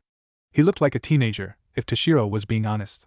Of course, it was just his luck to be put with 2 people who wanted to kill each other, and a sensei that had the least experience of all the options. He sighed. Hataki Tsukumo. This was realistically the best team he could have asked for.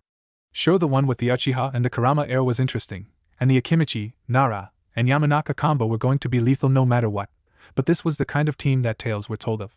The Senju heir, top of his class in the academy with the power to use B-rank jutsu as a genin, the youngest child of the Uchiha clan head who showed potential that far outstripped any of her older brothers in fire release or even the visual acuity of the Sharingan, and last and most definitely least, a civilian-born child with grades that outstripped the other 2 academically and the ability to recall and deduce information at a pace that put even the most prodigious Nara to shame. Like he'd already said, this was a team that stories were told of, but looking at them made him sure that this team wouldn't be getting any songs unless they went through some serious work.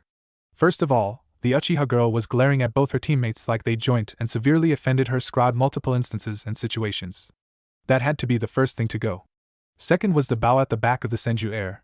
Tsukumo doubted that the heir of the second Hokage would walk around with a weapon he couldn't wield, but a bow was not a shinobi's weapon, and if he'd found some workaround, then perhaps a more discreet means to storage could be fine. The bow spelt him out as a Kong range specialist from miles away. Knowing his taijutsu scores, it was possible that the bow itself was a red herring, designed to make opponents underestimate his close-range potential and punish them when they failed. He left it as a maybe. The thing he'd definitely be removing was that smile. The Uchiha girl was angry, and he was perfectly pleased by it. He'd whip enough teamwork to turn them into real shinobi of the leaf into them. It was either that or they never leave the village on a mission, he swore to himself. The third teammate had a million things that needed fixing. The first was that fact that he was actively shying away from his teammate. While he knew that the girl would have no trouble tearing down the Tekahata boy if she got the go-ahead, it was still shameful for him to cower away from aggression in such an open manner. No shinobi of Konoha would be showing that kind of behavior. Not even in the face of unbeatable odds. With all this in mind, he spoke his first sentence to them after summoning them to their chosen training ground. My first impression of all of you is that you suck, he said to them in a deadpan tone. At his words, their reactions were telling. The Uchiha turned her aggression to him, trying to burn him with her gaze. The Senju merely smiled even wider like he'd heard some sort of joke and relaxed his shoulders. Takahata shied even further into himself in the face of the false criticism. But it's my job to make you suck less. Or it could be. Depends on if you can pass my test, he said, channeling the words of his first sensei as he leaned on the older man's expertise and wisdom not to mess up here. Test? No points for guessing which one of the three responded almost instantly with venom in their tone. I took you for many things, but not simple, Uchiha Yuzum, he said, ignoring the pitiful killing intent she shot at him. He chuckled to himself. You see, passing the academy test proves that you are good enough to be genin of Konoha. But that doesn't tell me anything but the bare minimum. It definitely doesn't tell me that you deserve me spending even a second of time on you. That's what this test is going to do. If you turn out to be worth my time, then I'll train you. If not, it's to the reserves with you lot, he said to them, watching the words sink in. Uchiha raged, Takahata shrunk, and Senju smiled. Tsukumo got the feeling that he was going to eventually understand where the Chunin sensei had been coming from when he'd written in his assessment, Senju Shorirama is one least suited to the life of shinobi. Just purely on his mentality. His skills are better than mine already, but he takes everything as a joke of some sort. A joke only he sees. I do not feel he has the potential to be a ninja of Konoha. He will either break on his first mission, or turn out to be the kind of monster that Konoha cannot truly control. Recommendation: fail _. Of course, writing that about the second Hokage's grandnephew was not going to end well for him, but he applauded the man's dedication to his students. That had to be the only thing that would motivate some no-name to recommend failing the heir to Konoha's premier clan. Even Tsukumo, with all his pedigree, would never dare failing the children in front of him. Getting both the Senju and Uchiha on his case at the same time would be political suicide of the most comedic order. His enemies would most likely take breaks from delighting at his suffering to pity him. Either way, he had to get the measure of these children. And first things first would be robbing the Uchiha girl of that unfocused aggression and seeing if he could get the Senju boy to take something seriously. When is the test, sensei? Now, of course. And as for what it is, the sun is at its highest point. Survive until sundown, and you will be my genin, he said, giving them a completely impossible task. At his words, they all snapped into action faster than he'd expected. He tilted his head backwards to dodge a boot that had swung right for his head. He observed the Senju boy chuckling as he ran from the training ground and left both his teammates behind. Toshiro Takahata. Of course, she didn't waste a second trying to do something actually useful like coming up with a plan, or even letting them know what she was going to do ahead of time. Yes, Toshiro, and he was sure Shori as well, had known that the girl would attack once she got the permission to. It was her entire personality, after all. But couldn't she have learned a new trick or two after graduation? He absently noticed Shori disappearing from the corner of his eyes as he whipped out two shrunken from his weapon purse and tossed them at his sensei at an angle. Mom said that these were supposed to test their teamwork, and as long as he showed some ability to work with the other two, then he'd pass. He was certain of it. Both his shuriken ended up proving more of a hindrance than a help to angry Uchiha-san as she heard them coming and disengaged. There had been very little risk of her getting hit by the stars, but part of him facepalmed at expecting her to trust in that with no guarantees. Engage in taijutsu. I'll help out from a distance, he signed at her in the sign language that Konoha had once favored for use within the Umbu. He knew she spoke it, as he'd seen her use it with her brothers before. Shori also knew it as well, but it was expected for the Hokage's heir to know every language within Konoha. Yuzum knowing it had been a surprise for him when he'd first noticed. It had made him curious as to what her brothers did exactly. The fact that Mom hadn't said anything about them, and had just gone silent when he asked meant only one thing: Umbu. She ignored his words and began to run through seals. It was a blur and ended with the tiger seal. He did well to jump backwards. He'd seen enough of the Uchiha girl's ninjutsu to know that this wouldn't end well for their would-be sensei. He was right. A massive ball of fire, large enough to completely block Toshiro's view of their opponent. Their sensei, a jounin, didn't seem too bothered by the jutsu as Toshiro didn't see him dive out of the way. In fact, as a shape appeared through the flames, it looked like their sensei had done the opposite. He dove right through Uchiha Yuzum's flames, none the worse for wear, and slammed into her with a composed savagery. That was the only phrase Toshiro could think of. Their previous taijutsu exchange had been brief, but it had been mostly their sensei dodging out of the way as she relentlessly pursued. Now it was as far from that as possible. It was a beatdown. First of all, he near folded her in half with a knee to her stomach. She'd reeled backwards but done nothing to avoid the follow-up punch to her temple. She tried to lift her hands to block the next jab, but it was an obvious feint for a kidney punch that their sensei delivered with punishing strength. She spat out blood and Sensei used the opportunity to hit her with a palm to the face that broke her nose in one clean strike. Fuck, Toshiro thought to himself. This wouldn't end well. Shori had disappeared once Uchiha-san attacked. Of course he had. He'd probably seen this coming and decided that he'd be better served hiding from their sensei than taking him on in a straight fight. Toshiro prepared to jump away and attempt the same when he suddenly found himself pinned to the ground. He saw a vision there and then. If he moved, he'd die. Not in one fixed way, in a million different ones. Each more brutal than the last. He turned to find his sensei watching him with something resembling amusement in his eyes. His sensei was standing straight, not a wrinkle on his impeccably pressed Jounin uniform. Not a single lock of spiky hair out of place from the organized mess that had caught Toshiro's attention back in the classroom. He looked to all the world that he just had a pleasant stroll in the park and not a life or death battle with who was arguably the most dangerous genin in all of Konoha. He'd put money on Shori in a fight, if he was a gambling man, but he'd still consider the Uchiha girl as much more dangerous. There was just a ferocity in her that he never saw anywhere. That was why the fact that she'd remained slumped in their sensei's pseudogrip made for terrifying thinking. He'd beaten the fight out of her.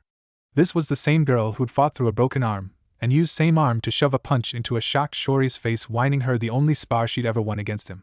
The fact that it was the last time Uraraka-sensei had allowed them to spar had also said a lot. In a blink he found a blur heading for him and didn't even notice when he moved his body to catch Uchiha Yuzum as she was tossed in the air at him like a rag doll.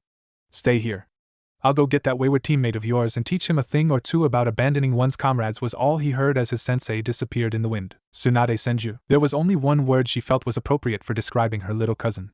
Sure, Uncle Tobarama would rather know him as a prodigy and Grandma Mito would rather know him as a sweetheart, but at the core of it, her little cousin was in. It didn't matter how naturally talented he was when it came to the ninja arts.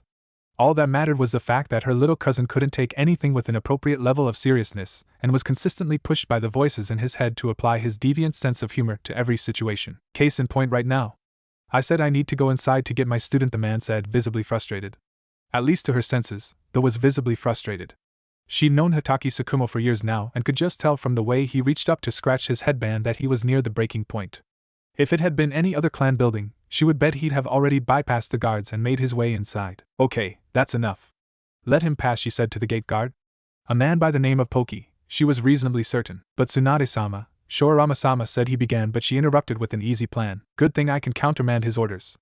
Even beyond that, from now on, any of my cousin's orders relating to matters like this have to be approved by either myself, my grandmother, or my granduncle. Is that understood?"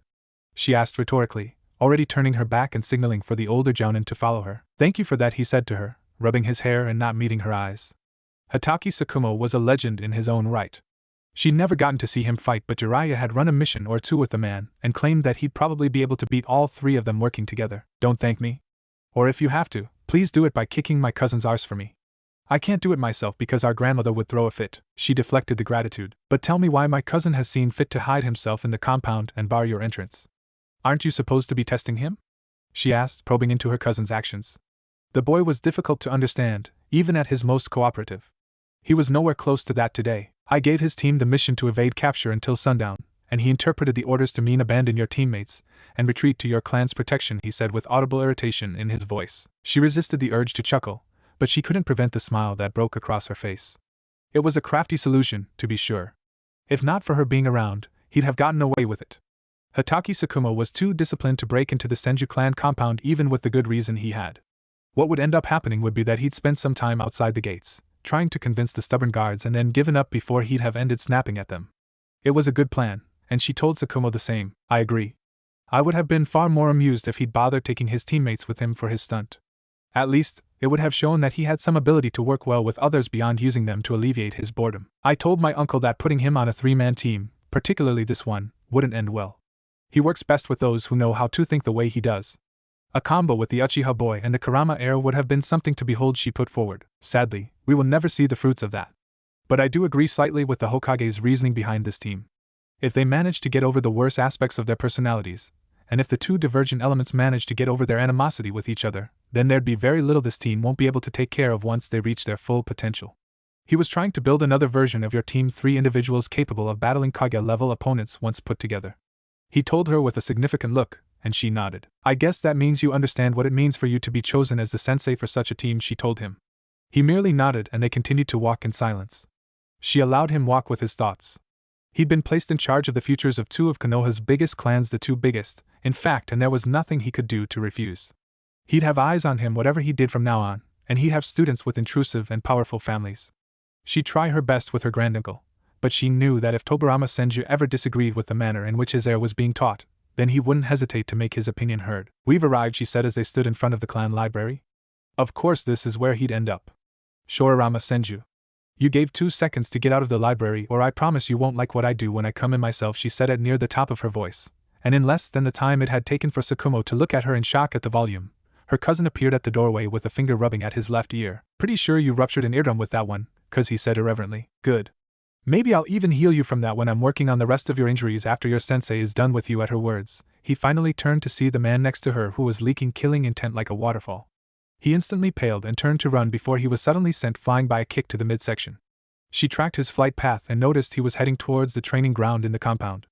At least Tsukumo wasn't so far gone that he'd beat the boy in the residential district. She watched as her cousin's body burst into smoke and 'twas replaced by a log that hit the ground at the entrance to the training field and shattered to smithereens. This was going to be fun. Facing each other now, both sensei and student waited for nary a second before bursting into movement. With a shunshin, Hashirama was just able to dodge out of the way of his sensei's first strike. Distance gave him the time and space to knock that useless bow of his with 2 arrows. It was like every time someone told him bows weren't ninja weapons, he got more and more determined to keep up with it. Neither arrow did anything to hinder Hatake Tsukumo's pursuit of his annoying student until the ground rumbled for a second before turning into a massive pit of pure mud between them. Hatake flexed his knee for a second before pushing off and scaling the entire thing in one go. It was a mistake as Hashirama had put down his bow and was running through seals. A massive wave of water from the pond attached to the training ground rushed at his sensei in mid-air. The man then did something she'd never seen done before. At least not with jutsu above D rank. He formed a half-ram seal and just allowed the water wave hit him with no effect. He landed on the ground and then burst at his student again. He knocked the foolish bow again, this time enhancing all 3 arrows with wind-natured chakra. Tsukumo treated the attack no differently than he had with the first one, and dodged away from all 3 arrows with contemptuous ease. Even worse, this time he was able to catch him before he could escape with a shunshin. The first kick was blocked with the bow, but said bow was wrenched from her cousin's hand by the second. The exchange furious taijutsu, and she marveled at how much progress he'd made with the skill at such a young age. He fought like a hyuga, but with technical proficiency only, he was far above even the most skilled genin she'd ever seen Orochimaru all those years ago. He leaned out of the way of a punch that would have made his brain ring and retaliated with a palm thrust that was reeking of chakra to her senses. Tsukumo dodged and then leaned downwards to sweep his legs off the ground. Her cousin kept his footing by jumping in the air for a quick second while forming a single-hand seal. The wind bullet jutsu hit Tsukumo, did nothing, and then he took a kick straight to his stomach that had him coughing up blood. She resisted the urge to wince since she knew that kick at least had to have broken a rib or 2. The moment the kick hit, her cousin collapsed to the ground holding his stomach and whimpering. When Tsukumo turned to her with a raised eyebrow, she merely shrugged. The hyuga were in charge of his taijutsu education. Of course the pretentious pricks had done nothing to fix up his pain resistance. Stand up, brat, Tsukumo commanded, and in the span of a second, he had to lean out of the way of a blade that threatened to stab through his left eye. Nice acting, he commented before blurring with speed. A single chop to her cousin's and neck rendered him unconscious. Do you mind healing him and the rest of the team, Senju-san? Tsukumo asked, and while she'd have normally said no, a cough rang out across the clearing. Yes. She'd love to, her grandmother said, walking deeper into the training ground and beginning to prod her unconscious grandson with her cane. Tsukumo didn't need an extra second to begin falling over himself to greet the old woman. I would have expected his training to have gone further, she said idly, after completing the formalities. He's been focusing on a lot more things than simply getting better at fighting these days, she said, feeling the inexplicable urge to defend the. She could see in her grandmother's eyes who exactly she was comparing Hashirama to. She'd once been a recipient of looks just like that one. Everyone expecting the second coming of Hashirama. That expectation might have explained away her cousin's general demeanor if she wasn't well aware of the evil that had laid in his heart from birth. A born, he was, Tsukumo Hatake. So what did you do wrong? He asked, talking to the freshly healed team of 3, and doing his best not to react to the guests at the training ground. If he'd known that the matriarch of the Senju clan would tag along once he asked for Tsunade Senju's help, then he would have gone without it. I should have hidden at the Hyuga clan compound instead, his most troublesome student said with a sore tone until he heard a sound of wood striking skull. At least the presence of the Senju matriarch would maintain the good behavior of her charge. No. You failed the moment you abandoned your teammates. Those who abandon their comrades are less than scum, not worthy to live in this ninja world. Do you understand me, Hashirama Senju? He asked, flooding the clearing with his killing intent. The boy shakily nodded, performing a better job than his teammates, but still unable to completely shake off the effects of his killing intent. No. No, you don't. Not yet, at least. But I promise that you won't be getting any missions until I beat that into your head, he said, making all 3 students wince. Only the Uchiha and Senju had felt the strength of his displeasure, but the civilian-born third had gotten a front-row seat to what would happen if they failed to perform up to standard. I'll tell all three of you what you did wrong in turn. Uchiha Yuzum, you ignored your teammates and went in on your own. You also ignored your teammates' plans when he communicated them to you. Takahata Toshiro, you are weak and you failed to work around your uncooperative teammate in an effective manner. Hashirama Senju, you abandoned your teammates. In spite of all your individual failings, I see potential in this team. I will be passing you, and in the next few months, I will beat some teamwork into you or break you and reforge you as a team. Whichever comes first. Now you are dismissed. Meet here again by 0600 hours tomorrow. Tsukumo Hatake. When he had said that he would beat teamwork into them, he had not expected that they would make him have to actually do it. He thought that their first experience against a completely superior opponent would teach them that they had to work together, but he had clearly been mistaken. Now, they tried their best to work around each other, with the Uchiha girl unwilling to stomach even the thought of relying on any of her teammates, and the Senju being too consumed with his amusement at very unamusing situations to spend time thinking on working with his teammate. He would never have expected that the civilian would turn out to be his favorite student, but it had happened. He caught the kick aimed at his leg and then stretched the limb before moving to snap it in two. The boy dissolved in mud immediately after. The Senju family knew what he was trying to teach, but they were also perfectly willing to encourage their scion's foolhardy quest to overcome him on his lonesome. Hokage-sama probably saw it as a win. The boy they'd struggled to make focus on his ina arts as a priority was now growing by leaps and bounds as he struggled to get strong enough to beat his Jounin Sensei. His body flickered backwards as a massive fire missile tore through the air where he'd once been. Working together, the two of them would have been able to make any regular Jounin sweat.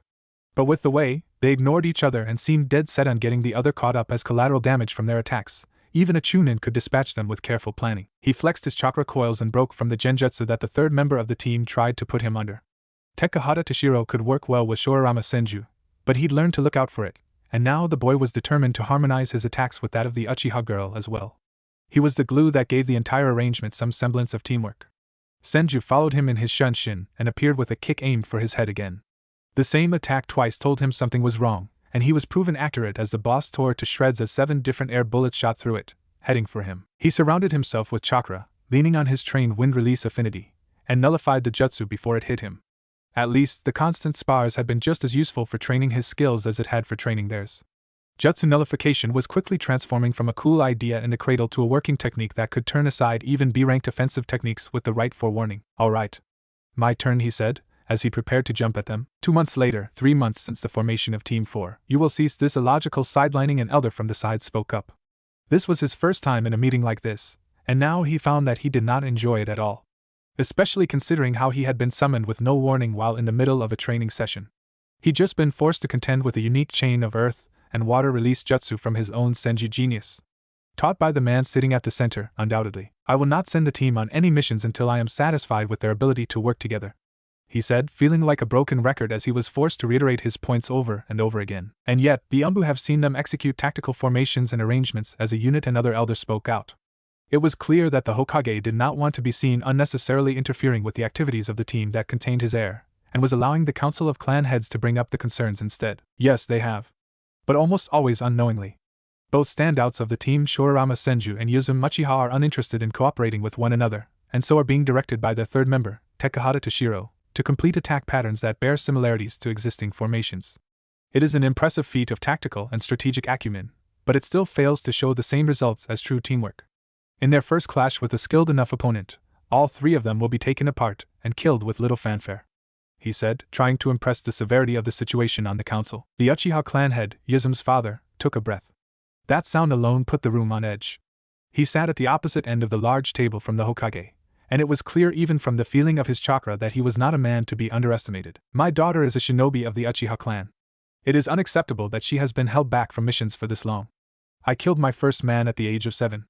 Hokage-sama did it even younger. Team 4 must be sent out. They will learn to work together, or they will die. Tsukumo did not flinch at the word said. Even though the fact that the girl's own father would display such a callous attitude did take him aback. He buried the instinctive flash back to his upbringing. No. Konoha would be different. It had to be. She is a shinobi of Konohagakure. You mean, the Hokage said, pinning the Uchiha clan head to his seat with a stare until the proud man conceded the point with a nod. Beyond that, I agree with your words. My brother created this village so that children would not be forced to die in senseless war, but these are not children. They are shinobi. Blade over heart. They will overcome their foolish and childish rivalries in the fires of conflict. Team 4 will leave for its first mission tomorrow. He wanted to object. To argue. They weren't ready. Not for the kind of missions he took, at least. But he was a loyal ninja, and his Kage had spoken. Yes, Hokage-sama, dismissed. Hashirama Senju, gather the chakra, spin it to create rotation, add density to create power, and then contain it all in a stable shell. The Rasengan that formed in his palm was perfect. Of course it was. He'd invented the jutsu while still in the academy. He never got the chance to even consider hiding the discovery, or his training. Chakra training was dangerous, and the heir to the Senju clan wasn't even allowed to dream of training on his own without some sort of supervision. Even worse, his supervision ended up being a member of the Hyuga clan more often than not, and if you managed to hide anything from the Byakugan, then you need an award of some sort. He'd decided that it was better to just come clean with it, and practice it in plain sight. That also meant that he had to engineer a lot of unnecessary trial and error into the jutsu creation project, but that had ended up being for the best. He probably understood the Rasengan better than everyone not named Minato Namikaze. Considering he hadn't even joined the academy yet, Hashirama was the uncontested master of all things Rasengan. It was worth it because the sphere in his hand began to shift in shape, blades shooting out from the edges as he manipulated the shape and form of the jutsu. He lifted it above his head as it took the form of a spinning shuriken the size of a windmill shuriken above his head. No wind release, yet. But he'd been able to prove his theory that the Rasengan could be made throwable as a pure shape transformation technique. Anything else would be subordinate. It also meant that he was one step closer to completing Project Quincy. He tossed the technique into the mini forest that he trained in, and it mowed through a few trees before it lost its consistency and disappeared. It would kill a man just as good as any technique, but it did lack a lot of the more explosive properties of a proper wind release, Rasen Shuriken. So what are you going to call that one, young master? He heard the voice from behind him, and he forced a smile on his face before he turned to look at the Hyuga branch member that had been sent to follow him today. The same person that was sent with him on most days, he knew.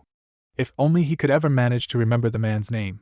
He was certain he'd never been told, but also not completely certain.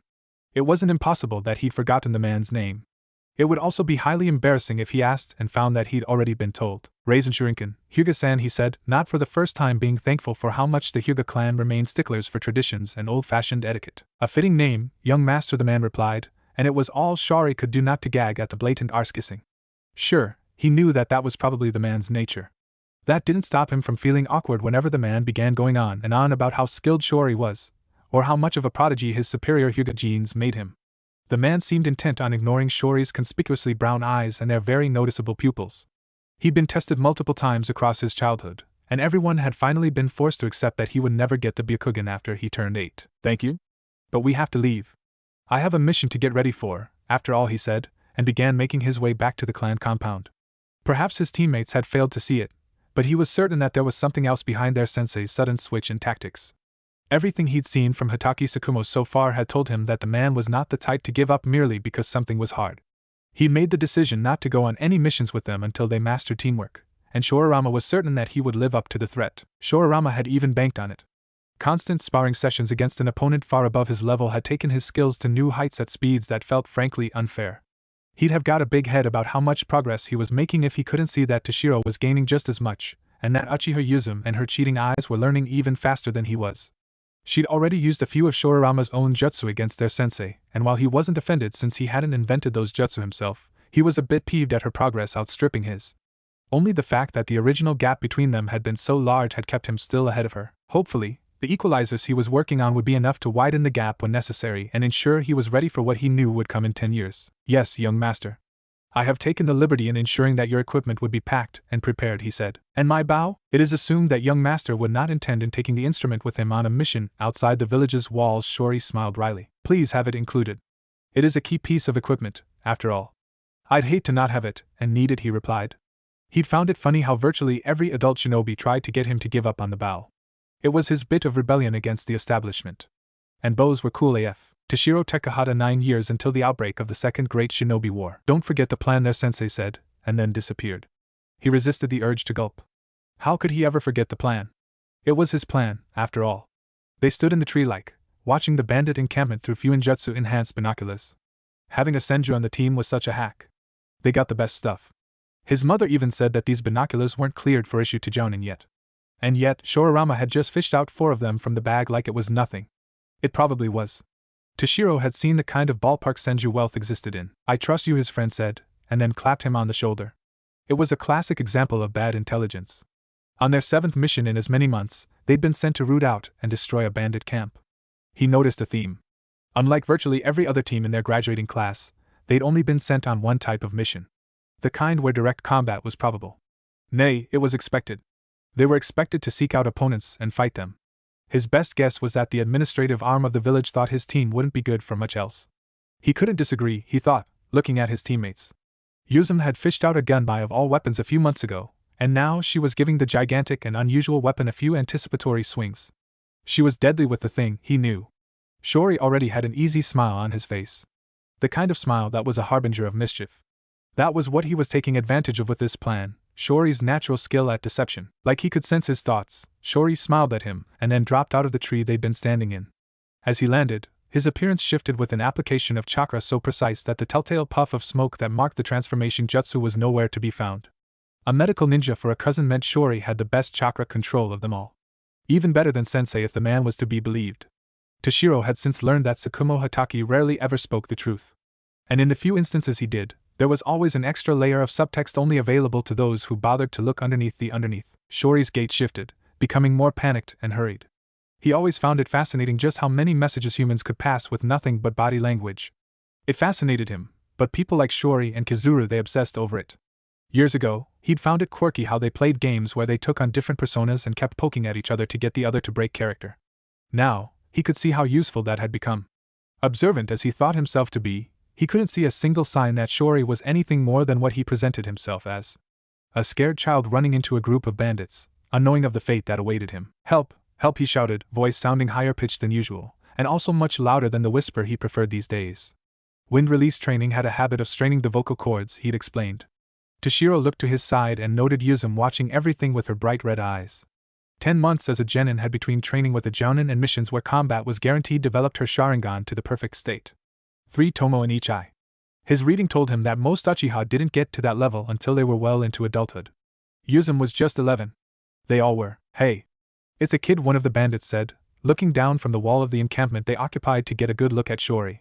Encampment was a hell of an understatement. Somehow, the bandits had managed to find and take possession of an old fortress from the Warring States period that had been abandoned by the clan after they'd moved to Konoha. He couldn't quite tell which clan it had been, but he would make sure to ask Shorirama after they'd taken the place. "What do you want, kid?" Another asked as Shori kept shouting for help. "And my fat father? He's in true trouble." Were those tears? Shori's commitment to the act was commendable. The bandits on the wall wasted no time in dropping their guards. "What happened?" one asked. "RCA caravan. A wheel broke and when Dad was trying to fix it, his leg. It be our bro." He collapsed into further tears. "Please help us," he finally screamed out through the tears. Toshiro knew that if he could look at the bandits' eyes, there'd be real signs floating in them. Free money. They were unlikely to say no. They were also very likely to do the stupid thing and abandon their posts at the gate without waking up the others. They'd be keen on keeping as much of the loot for themselves as possible. Their intel said that the leader of this particular group was a greedy man who did little if any sharing of the loot with the subordinates. His gamble paid off as the men whispered to themselves before one of them spoke. "We'll help you, kid. Stop crying. Just take us to the caravan." Toshiro's heart skipped a beat as it seemed like only half of them were going to follow Shori. But after a short argument, the half that had been supposed to wait behind joined in with the half that were going to follow Shori. All 13 of them trooped out of the gate, greedy smiles on their faces and weapons clutched in their hands. "Take us there, Gaki," one of them said in the kind of tone that made Toshiro itch to put a kunai through his head. Shori did his job and began to lead them away, making him release a breath he hadn't even known that he'd been holding. "Okay, it's our time to shine," he whispered at his teammate. She did nothing but grunt at him, but it was a meaningful improvement. At least, she no longer just blatantly ignored him and his plans. He hated how she acted like he was beneath her, but that was a matter for another day. They flew through the tree line at top speed, jumping into Thu Fortress at opposite ends. He had faith in her to carry out her path. The only genin more skilled than Yuzum was Shori, and he was incomparable to anyone else. He weaved seals, spreading a genjutsu through his part of the building. Shori had taught him this one from the Senju library. It did nothing but make the victims fall asleep. It was more useful than most others because it wasn't designed to affect only a single target like most other genjutsu. It was area of effect. That made it slightly weaker than if it had been used against only a single target, but they were civilian bandits, with no ninja training. They had virtually no genjutsu resistance. He felt the genjutsu take hold, and he began to make his way from room to room, careful to step on only the balls of his foot. The first room was empty. The first 4 he checked were empty. It was only in the 5th room that he found a single bandit sleeping. His snores bounced against the walls of the room. Toshiro made sure to creep silently, and applied some chakra to his feet to ensure that the room remained silent. He leaned over the man on the futon and closed his eyes to steel himself. Blade over heart. His lunatic flashed for a second as he sliced through the carotid artery as he'd been taught. He stood up after being sure the man was dead and moved on to the next room. It was a butcher's job, what he did. But he was a shinobi. These men threatened the people of Konoha. His mother. He had to fulfill his duty. Part of him wondered if Shori and Yuzum ever had second thoughts about things like this. He forced himself to stifle the chuckle. The idea was ludicrous. They'd been raised to be shinobi from the day their lives began. Things like this would be easy for them. He walked further into the fortress. 6. He'd eliminated 6 people so far. That meant that there were closer to 9 people on Yuzum's half of the fortress. He opened the last room and almost stepped backwards at seeing 2 men in this room. Unlike the others, they were naked. He blocked the thoughts that rose in his mind. He knew what sex was. It wasn't surprising that 2 men in a stressful situation would lean on each other. He walked inside the room and made his decision to do his job. Both men were so entwined that it was difficult to get at one's neck. It was fine. He eliminated the first with a slice along the carotid like routine. With the second, he rolled his body over, and somehow he managed to break out of the genjutsu. On seeing the shinobi over him, the man let loose an impressive scream. Toshiro stabbed his kunai through the man's open mouth and into his brain, silencing him. He just hoped that the noise hadn't ruined Yuzum's part in the mission. He opened the door and was met with the Uchiha girl wiping off blood from her gunbai. It wasn't the blunt instrument he'd expected on the first time he'd seen it. The edges were deceptively sharp. That was sloppy, she commented with a scoff. I didn't ask for your opinion, he replied tersely. Are you done with your end of the fortress? He asked her. Yes, I am. Now we head to the leader of this mostly crew, she said, and he nodded. He was almost surprised that she'd made the effort to wait for him before moving ahead. It was the plan, but he was proud that she'd stuck to it. They moved up the stairs as one unit, walking in step. Both their steps were silent, and when they finally arrived at the door, it was to find it open. Yuzum pushed it inwards, and it moved with no resistance. They found their target sitting on a wooden chair, waiting for them. It was shaped like a throne, all things considered. Given this was the great hall of the fortress, it wasn't much a surprise. So it was Konoha. My bet would have been on IWA, he said, looking at them with a smile on his face. The darkness parted to reveal a tall man. Taller than Sensei. With long black hair and a ponytail and coal-black eyes. I've let you kill those useless fools with no resistance. I gain nothing in killing children. Turn around and count yourselves lucky, he said, not even standing to address them. It took a second for Yuzum to cross the distance between them. Her gunbai cut through the throne as their target bent downwards to dodge out of the way of the attack. His hands slammed against the ground, and Toshiro was sure that it was only months of sparring with Shori that gave her the instinct to retreat. Where she previously stood was a single spike of gleaming stone. She weaved through seals of her own, but her fireball was denied by a massive wall of stone with a snarling tiger imprinted on it. Toshiro weaved seals and reached for their opponent's chakra network with his genjutsu. It took hold for only a second before snapping. The wall in front of them shifted, having spikes form along its surface. To deter them from climbing, maybe. His deduction was disproven. Dodge, he screamed as the wall came apart, and the spikes were sent hurtling at them. He dove to the side while he heard Yuzum do the same on the other side. I won't give you another chance to retreat. Yuzum scoffed across from him, and he almost chuckled at her reaction. Retreat? They were shinobi of Konohagakure. They did not retreat. Besides, they had the upper hand here. He just didn't know it yet.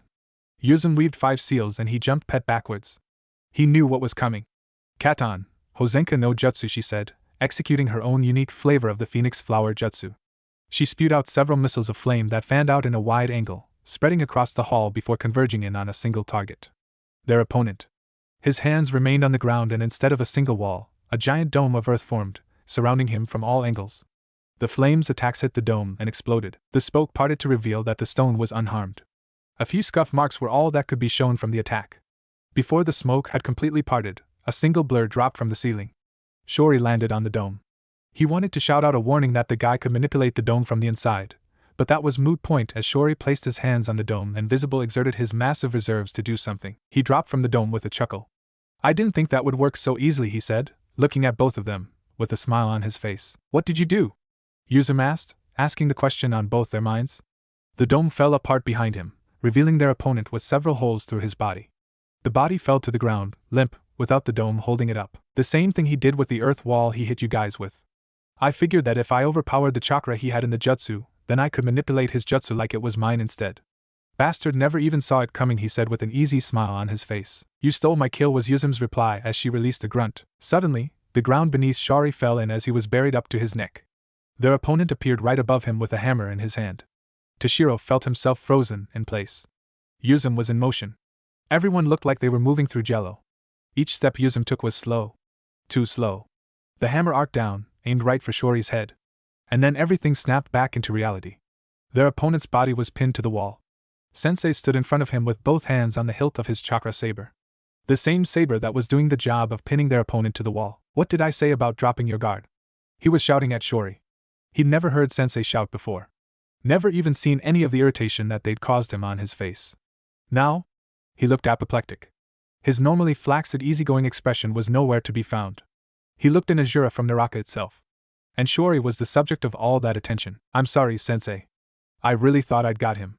That's one hell of a clone jutsu, he said, trying to change the subject with the smoothness that came so naturally to him. But their sensei was having none of it today. So we've been genin for a year now. Izuku was the one who spoke. The rest of the gathering were spread out across the Senju lawn like usual.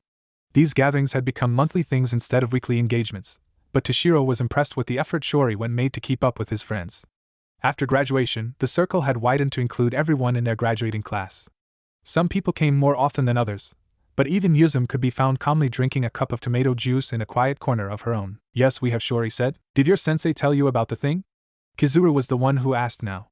In a whisper that had no chance of going unnoticed by the entire gathering. I'm willing to bet all our sensei did, Shori replied, not bothering with the whisper. I assume the thing you speak of is the exhibition to take place in the village next month, Yuram said with her customary formal tone and low-pitched voice. He'd have mistaken her for a boy, with how deep her voice could get every so often. Of course, those thoughts were never expressed. Stupid thoughts were best left in the head before they infected the air. Yes, it is, Kizuru said, not even turning to her. He kept his attention on Shori, who was moving around Choni as the larger boy worked on the grill. Shori hadn't given up on figuring out how the Akimichi pulled off their food-related sorcery, and Choni was amused enough to let him observe the whole process every single time. 9 months of effort had yielded nothing so far, as Shori's food was always found wanting. What do you think about it, Shori? Omoikane asked, putting words to the question his teammate was obviously itching to ask. I think it's going to be fun. Just imagine how much we'll learn from fighting against shinobi from Kumo and Kusa, and even Taki. There's going to be a lot of foreign shinobi here for us to learn from, he said. No one said anything about fighting, Shikaheim pointed out with narrowed eyes, but Shori just waved her point away. We're shinobi. The only thing we can do that will entertain the civilians is fight. Considering the size of the stadium being built for this, I'm willing to bet that uncle is expecting a massive audience. Wouldn't do to bore them all, would it? He said with his trademark smile and winked at her. Is it even safe to have so many foreigners in the village all at once? Inokan asked, flipping his long ponytail to get some hair out of his bright blue eyes. It has to be. Hokage-sama has been working on this for a while. Besides, the war ended over a decade ago. The shinobi nations are at peace. This kind of thing is just supposed to be more cooperation to help strengthen that peace. This exhibition is going to be a substitute for war, that's what my uncle said. If we children fight it out, then the adults won't have to, was Omoikane's response. He spoke with the tone of someone repeating something he'd been told, but Toshiro found no reason to disagree with him. None of the other villages would be bold enough to attack them here. They'd be surrounded and cut down. The sizzling of the meat on the grill was the only sound to be heard for a while until Shari sighed in disappointment and went to pick up his bow. China's chuckles followed his path. The genin exhibitions were the talk of the town for the month until the day they arrived. Everything in Konoha was turned up to 11 as everyone tried to put their best foot forward to prepare for the visiting villages. Even my Hyuga cousins had not been left out of the excitement. Visiting the compound to pick up a scroll on Tenet's control showed me that they were already working on painting the entire thing again. Insane. Especially considering they did a repaint every 2 years, and the last hadn't even been up to a year ago. It went to show just how seriously everyone was taking this. I couldn't judge them. Was I not much the same? My ninjutsu and taijutsu were polished to perfection. The seals I'd held off on implementing into my arrows until I was more than good enough to do them myself were completed post-haste. They were unable to do everything I wanted, but they could do enough. The major remaining project was a seal for the bow itself. A seal that would turn it from an exceptionally well-crafted bow to a ninja weapon on the level of the Swords of the Mist, or even the Raijin no Ken. Speaking of the Raijin no Ken, Uncle had even been kind enough to allow me to study the weapon. A marked change after months of holding back and insisting that if I wanted to build anything similar, I should design the matrix on my own. It was clear that the pressure of the exhibition was getting to even him. At the very least it was making him much more helpful than usual. On the other hand, Hitaki Tsukumo seemed to have decided that he didn't give a rat's arse about what was coming or when he was coming. He'd done his duty of notifying us that it was happening and that we'd automatically been registered by the Hokage's own recommendation, and went back to business as usual. We'd already taken our mission for the month, so that meant we spent our time training now. Sensei, can you help me with this? I heard Yuzum's voice from the other end of the clearing and chuckled. She'd caught the bug like nothing else. All her training was geared to winning the exhibition in whatever way she could. Already bored with my last, I leaned away from the scroll I was bent over and turned my attention to her. Her fist crackled with lightning-natured chakra as she attempted to channel it into her gun by, of all things, but the wood just seemed to accept the chakra and do nothing with it. Chakra flow. Interesting technique. I dabbled with it a bit for my arrows after remembering what Killer Bee could do with a pencil and lightning release in the anime. Unfortunately, it seemed that either wind release worked differently, or there was something I was missing. The chakra flowing into the arrows cut out almost immediately. I fired them from my bow. Good for an initial boost in speed, but nothing more. It was the whole reason I wanted to study the Raijin no Ken. Maybe if I could channel lightning-natured chakra instead, then it would work better. So far, there had been no luck with deciphering my uncle's sealing technique, but I had hoped that it would come together sooner rather than later. On the other end of the clearing, Toshiro balanced upside down on the stream with a single finger as he sought to sharpen his chakra control to a knife's edge. It would improve his genjutsu definitely, but I wasn't sure that was the best use of his time. To be completely honest, I wasn't the biggest fan of genjutsu as an art. Sure, it was powerful now, but I knew what was coming. Otsutsuki did not fall for genjutsu. That was why every spare minute not shoved into Fuinjutsu practice was spent working on my taijutsu. I had to make sure it was the one skill I never neglected. But that was beside the point. I turned to the clone beside me and noted that he was weaving seals almost non-stop. That was another thing that came with the upcoming exhibition. The Shadow Clone Jutsu. I was already using it as a training aid, and it had doubled the speed at which I could work on certain skills. One clone worked on ninjutsu in the training ground. Another clone worked on Fuinjutsu with grandmother back at home, and I spent all my time either doing physical training and taijutsu or trying to puzzle out new jutsu in my mind. The former was because it was the only thing I couldn't get a clone to do for me, and the latter because it was one aspect of ninja training that I legitimately enjoyed. Presently, the scroll on chakra control through every tenketsu was proving to be less helpful than expected. That was generous. It was mostly useless to me. It wasn't the fault of anyone in particular, however. Who could have foreseen someone born with one of the Hyuga Kekkei Genkai but not the other? Definitely not the author of this particular scroll. He placed a lot of emphasis on using the Byakugan to monitor the flow of chakra through the tenketsu. The Byakugan that I didn't quite have. Fun times were ahead of me. Especially since I couldn't see any other way to figure out Kakuzu's Doma before the exams. Maybe focus on something else for the moment, and come back with a fresh head. A voice said from my side, leaning over the scroll. I hastily snapped it shut and turned to the intruder with a scowl. My eyes met my sensei's and I just sighed before standing up. He was right. I'd gained nothing from banging my head against the problem over and over again. Taijutsu spar? I asked him, trying to work out some of my frustrations, and he answered with a snap kick to my head that I barely moved out of the way of. Perhaps this had been a better idea than he'd given the higher-ups credit for. A massive stadium on the outskirts of the village. He would probably throw up if he got to see the bill that this thing had taken. But each seat had sold for tens of thousands of yen. Each seat was filled now. Tickets had sold so quickly that civilians who wanted to attend had been forced to buy them for even higher prices from resellers. Scalpers, Shoarama, referred to them as. Of course, he had a name for them. He was one of them. His student had made about 500,000 yen from scalping. Of course, the Hokage had made him return the money once he found out about it. Word on the street was that his killing intent could have been felt for miles beyond the Senju compound when he found out. But that only went to show how much demand had existed for something like this. Genin from all 5 of the major villages and several minor ones stood in the middle of the field, being stared at and pointed out by the spectators. As a Jounin sensei, he'd received a free ticket to sit among the spectators, and here he could get a real pulse for what was being felt. Firstly, the more physically distinctive a shinobi was, the more attention they received. That meant that most of the attention was going to Konoha Genin, even from the merchants that hailed from other villages. But for every rule, there was an exception. Shoarama with his dark hair and eyes drew more attention than any other. Perhaps it was the choice of outfit. He'd almost facebound once he first saw it. The boy had a death wish, and he seemed intent on committing suicide by enemy shinobi. There was no chance that his chosen armor had been coincidental. Old-fashioned Senju armor from the Warring States period in the same blood red his grandfather had favored. It looked comical on his 12-year-old frame, but it was clear that he would grow into it in time. The giant scroll on his back did even more to highlight just where he had taken his inspiration from. His face was sharper, more noble in appearance, and his body was more lithe, but for all anyone could see at first glance, he was Hashirama writ small. And almost as if not to be outdone, his teammate had decided to don a similar outfit. The gunbai strapped to her back did her no favors in denying the resemblance. Stood next to each other as they were, he'd heard more than one foreign shinobi whisper, Hashirama and Madara, on catching sight of the both of them. The fact that the duo had never fought in the first Great Shinobi War had done little to lessen their foreign renown. And now, for better or for worse, his students were going to be regarded as the second coming of Konoha's legendary founding duo. Ladies and gentlemen in attendance. A voice rang across the arena. A familiar voice. Jiraiya, he placed it, once he had a look at the commentator's box. Jiraiya stood there with his customary wide smile, next to a wizened old man. The armor he wore marked him as a samurai of Tetsu no Kuni. He could see the strategy. Jiraiya was there to provide commentary biased towards Konoha, while the samurai offered a neutral counterpoint. It was clearly an overture to keep the guests from taking offense. The Hokage had truly thought of everything. And Tsukumo knew that even with the samurai being a counterparty, the civilians would still be more swayed by Jiraiya's words.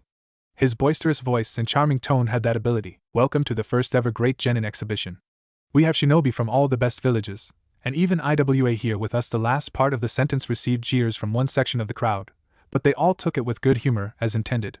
Tsukumo's eyes searched through the genin, counting the numbers that came from each village with a discerning eye. 3 tasks.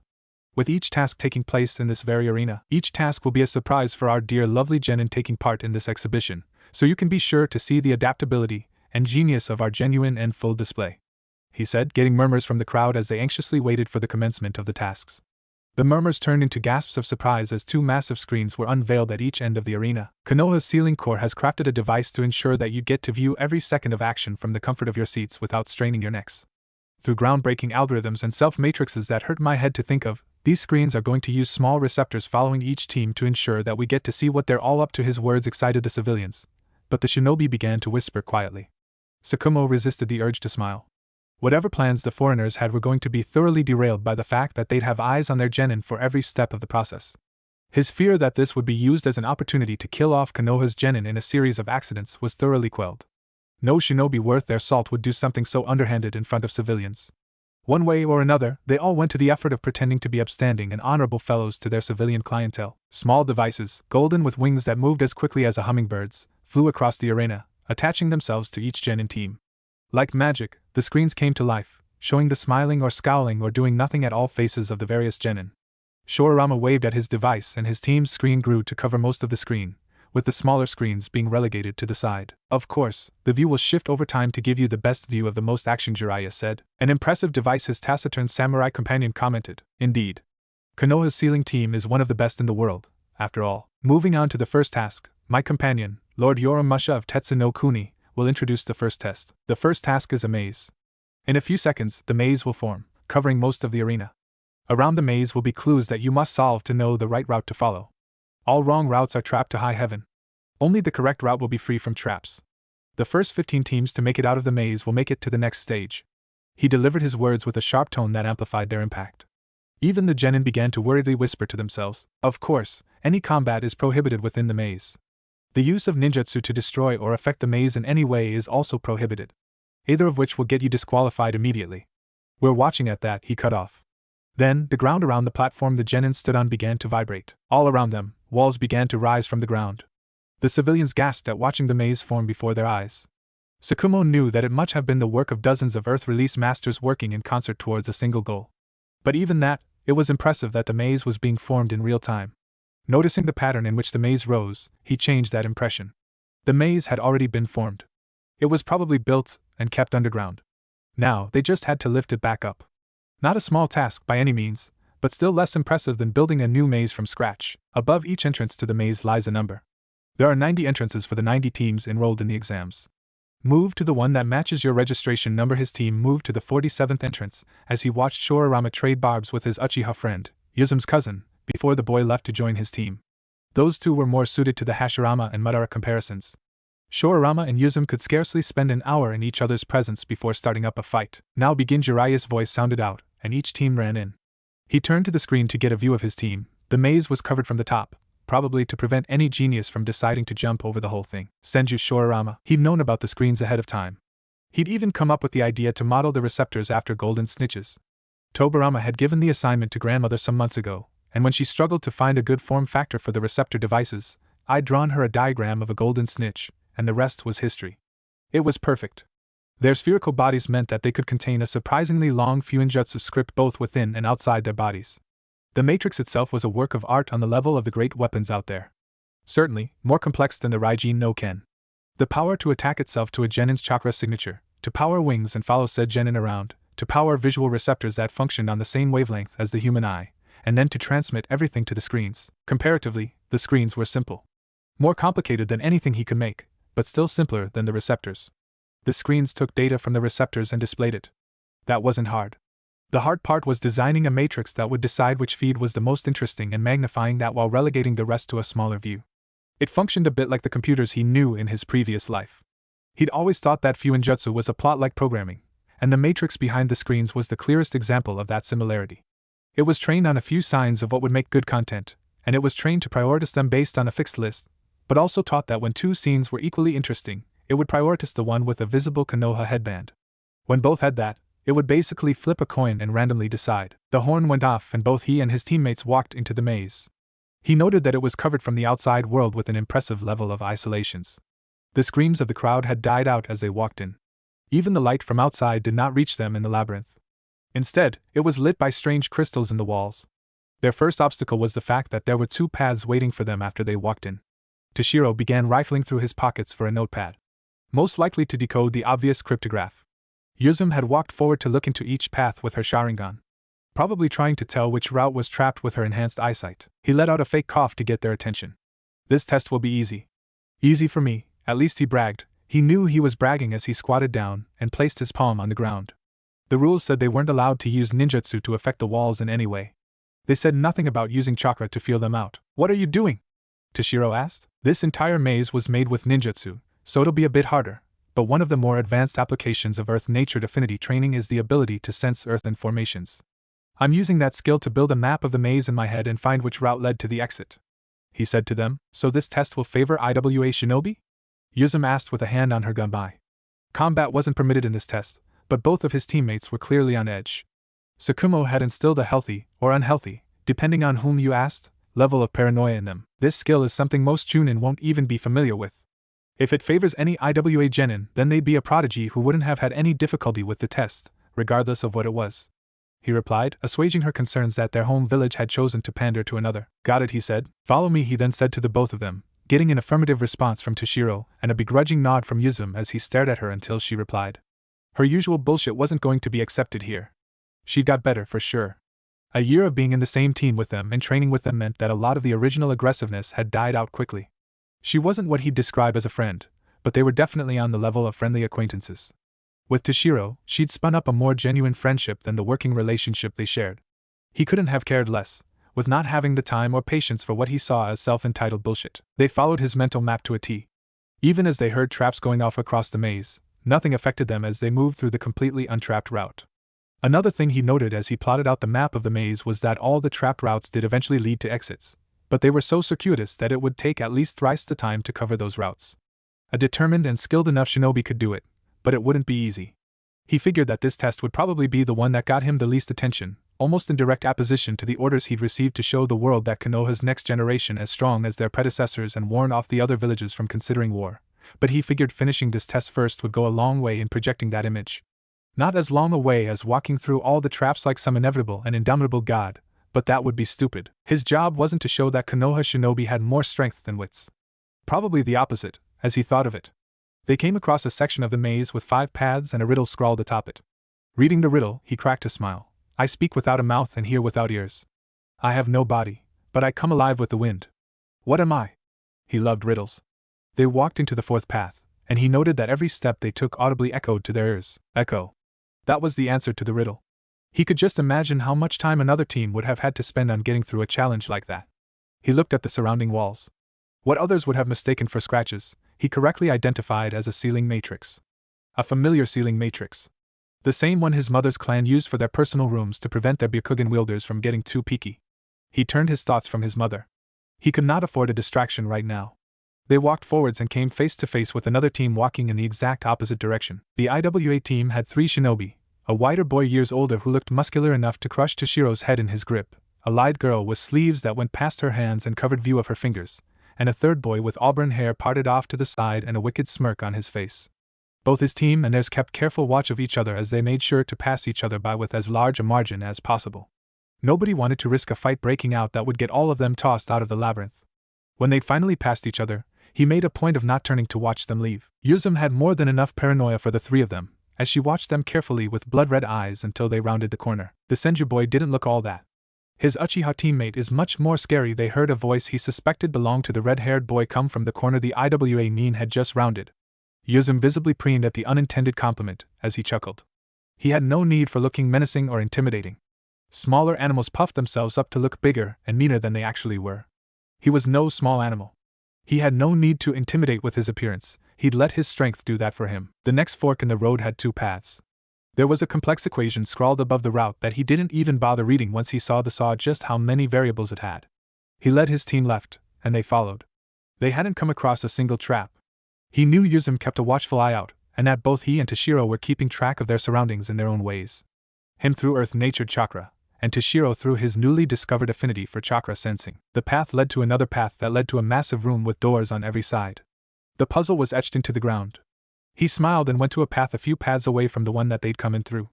As they walked through, he noted another team come out from another one of the paths. A team in traditional cloud attire. The only one in the team that caught his attention was a boy even younger than they were with long bicolored hair, half green half white. It was notable enough that he was sure he'd seen that particular combination in the anime before.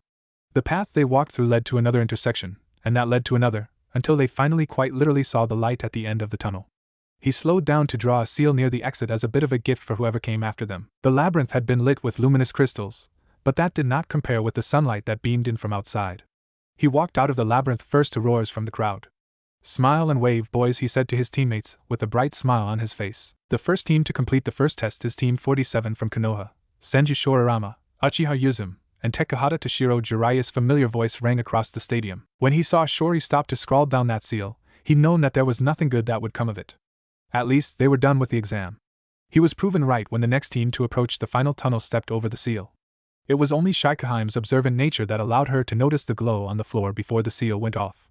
She activated her shadow jutsu and somehow used it to toss both her teammates out of the tunnel while she sank into the ground.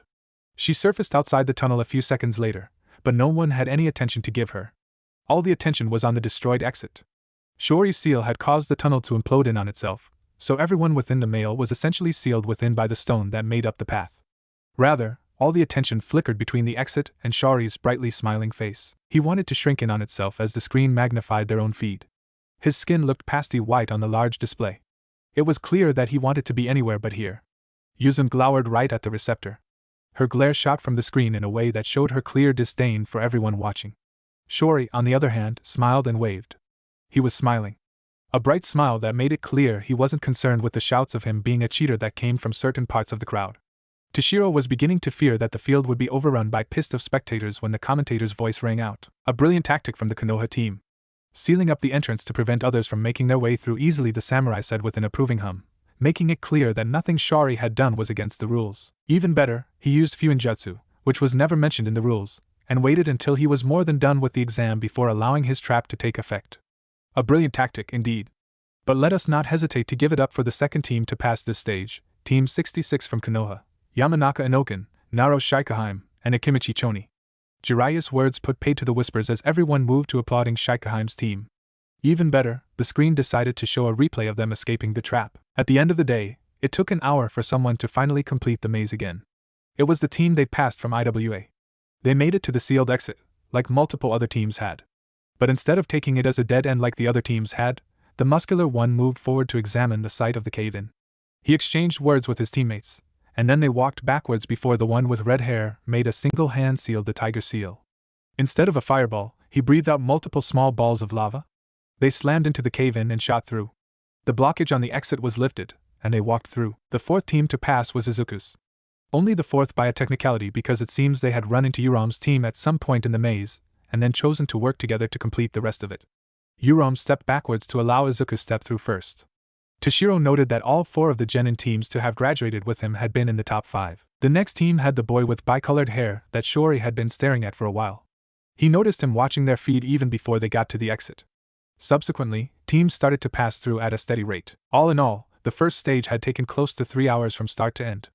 Shori's prank had definitely lengthened the task beyond all expectations. Now that we have our first 14 teams, we can end the task, Jiraiya's voice rang out before the max began to open up. Those still within it were visibly disappointed to find that they had lost and been disqualified. In one fell swoop, they'd gone from hundreds to 14 genin teams. I hope you all got your fill of the calmer task.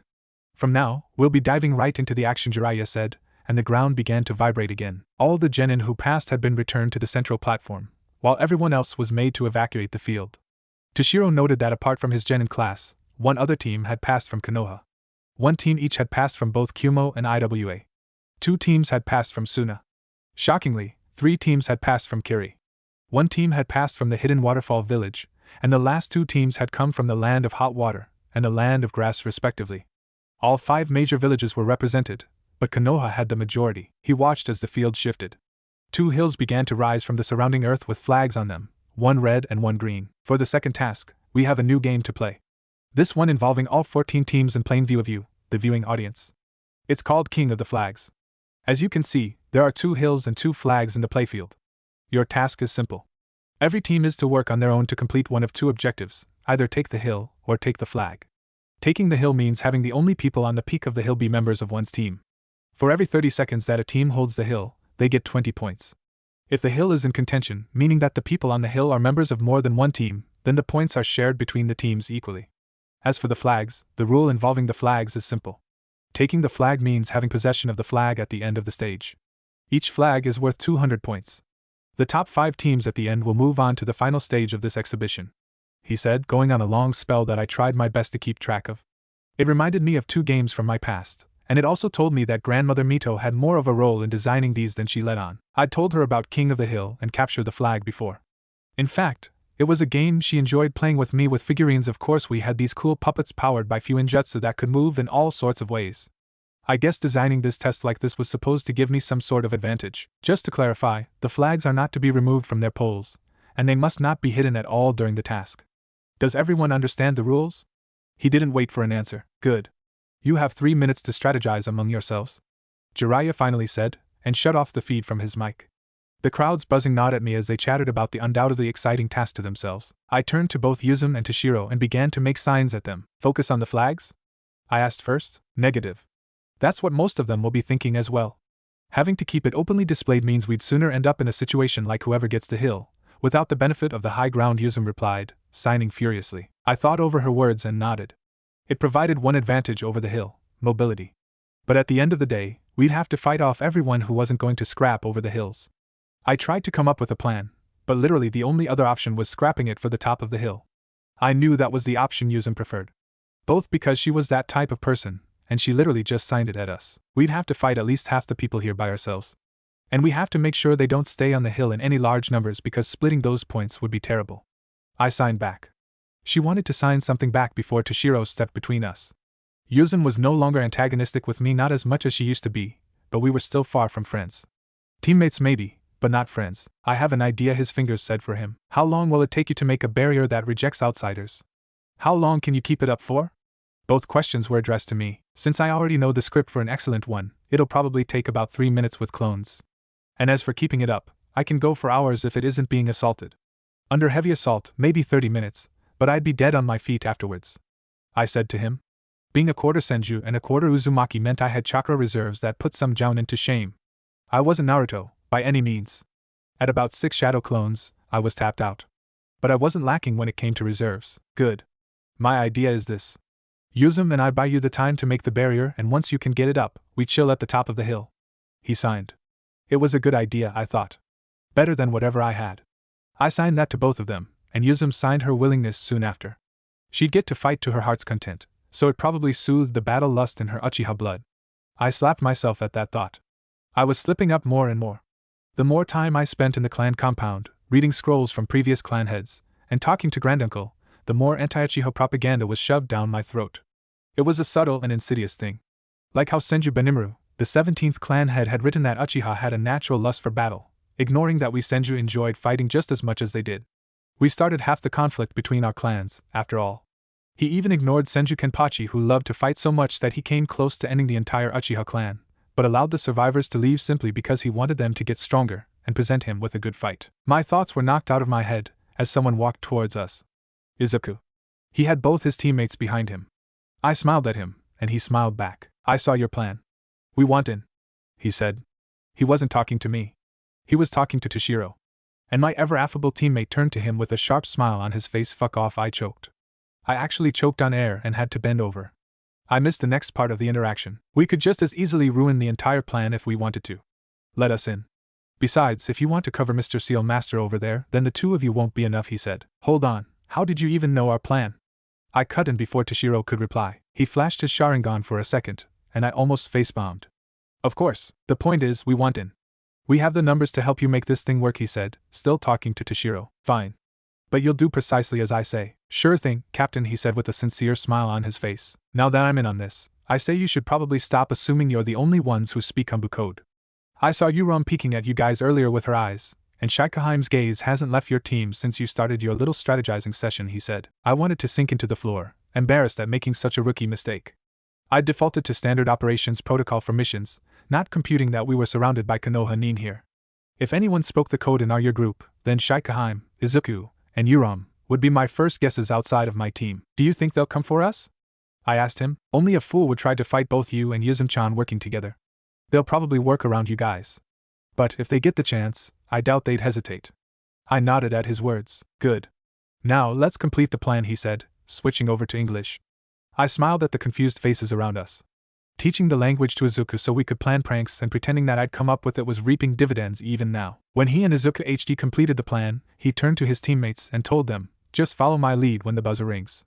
It's going to be a bit like Formation 7, but you'll notice the twist when it happens. Toshiro nodded with a shrug, but Hume looked between Izuku and me for a few tense seconds. Almost like she was deciding whether it would be a good idea to play ball or not. Finally, she signaled her capitulation with a slow nod. I gave her one back, thankful. I wasn't an idiot. This plan would be noticeably more difficult without her cooperating. She was easily one of the strongest genin here, after all. I turned to Izuku's team and watched him communicate with both Kazuru and Omoikane. Watching that reminded me that I hadn't seen much of the Kurama heir lately. Omoikane and I were more distant friends, so it was understandable that we didn't see as often, but Kazuru was one of my best. I walked forward, moving past Izuku once he was done, and placed a hand on Kazuru's shoulder to catch his attention. He looked up at me, startled. I smiled to calm him down, but that didn't work as well as it should have. He still blushed in embarrassment, and stepped backwards. How have you been, Kazuru? We missed you at the last gathering, I said to him, silently asking the question. I've been lovely, Shori. I had lessons with some clan elders that couldn't really be skipped. Maybe you'll get to see what I learned in the next stage, he said with a smile that I returned. Of course, our conversation was brought to a quick end by the sound of the buzzer. I turned to the screen and found that it was beginning a countdown. 7 seconds left. We'll catch up once this is over.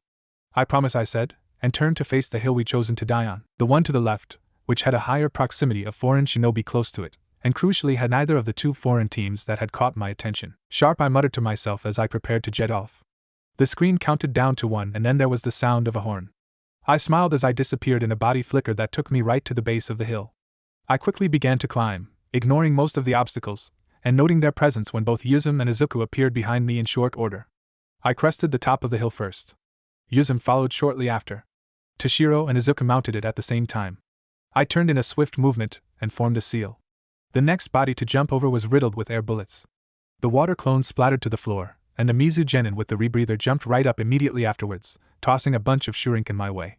I transitioned from the bird seal to the snake seal, and a mud wall caught the projectiles before they hit me. She was forced to end her attack as Yuzum dove right at her and kicked her back towards the ground. She landed on the hill, and they began to engage in furious taijutsu. One of her teammates crested the hill next, but they found Izuku waiting for them with flashing red eyes. The next people to complete the journey were Kazuru and Omoikane. I nodded at them and got to work. First things first, I took my scroll of my back and unrolled it. Much like the scroll my grandfather had carried, this was a complicated sealing matrix that basically stored a bunch of shit. I tapped one of the seals, seemingly at random, and funneled my chakra into it. After a massive puff of chakra smoke, I found myself holding a massive sealing brush with an inkware next to me. I smiled and dipped the brush into the ink and began to paint the ground with my seals. I was no stranger to barrier techniques. No one who had spent years under an Uzumaki sealing master could claim to be unfamiliar with barriers. I knew I was more conversant than most. I knew multiple barriers that would serve our purposes. I also knew a few that would be even easier to set up. I could always set up something like the 4 Violet Flames formation with a few shadow clones, but there was every chance I'd run out of chakra trying to keep such a powerful seal active throughout the task. As soon as shinobi appeared in my blind spot with a blade thrust at my neck, I ignored the attack and watched them turn their blade on themselves and stab it into their own stomach. Yuzum appeared soon after and kicked him down the hill. I nodded at Kazura with a smile and sent my thanks to Yuzum with a nod. The former smiled back, but the latter merely grunted. Get that seal done. We're under a lot of pressure, she said before disappearing towards another Suna Genin. Part of me wanted to study the Suna wind release in action, but I couldn't spare the focus. This wasn't a seal I had mastered. I couldn't draw it with my eyes closed, so I very much had to remain focused on every brush stroke. Especially since I was drawing directly on the stone surface of the hilltop. When I completed the seal, I turned to the flag beside me and whistled to draw attention to myself. I picked up the flagpole, and holding it like a javelin, I tossed it right in the direction of the platform we'd come from. A few shinobi broke off to chase the flag, and both teams had an easier time shoving everyone off the hill. Once I was sure only our teams remained, I slammed my palm on the seal and poured my chakra into it. After that, I began to weave seals at a furious pace. Ram hare snake dragon rat ox tiger hare snake dragon rat ox tiger ox snake tiger hare horse dragon rat snake rat ox tiger hare snake. Barrier gate 5 seals technique. Castle closing 8 gates I pronounced. 5 gates rose around us. That was stage 1. They then began to spread out red energy in the form of a barrier that linked all of them. Well, that was a success, I said with a smile, and then my shadow bulged before a head rose out of it. A head that was quickly followed by a set of hands.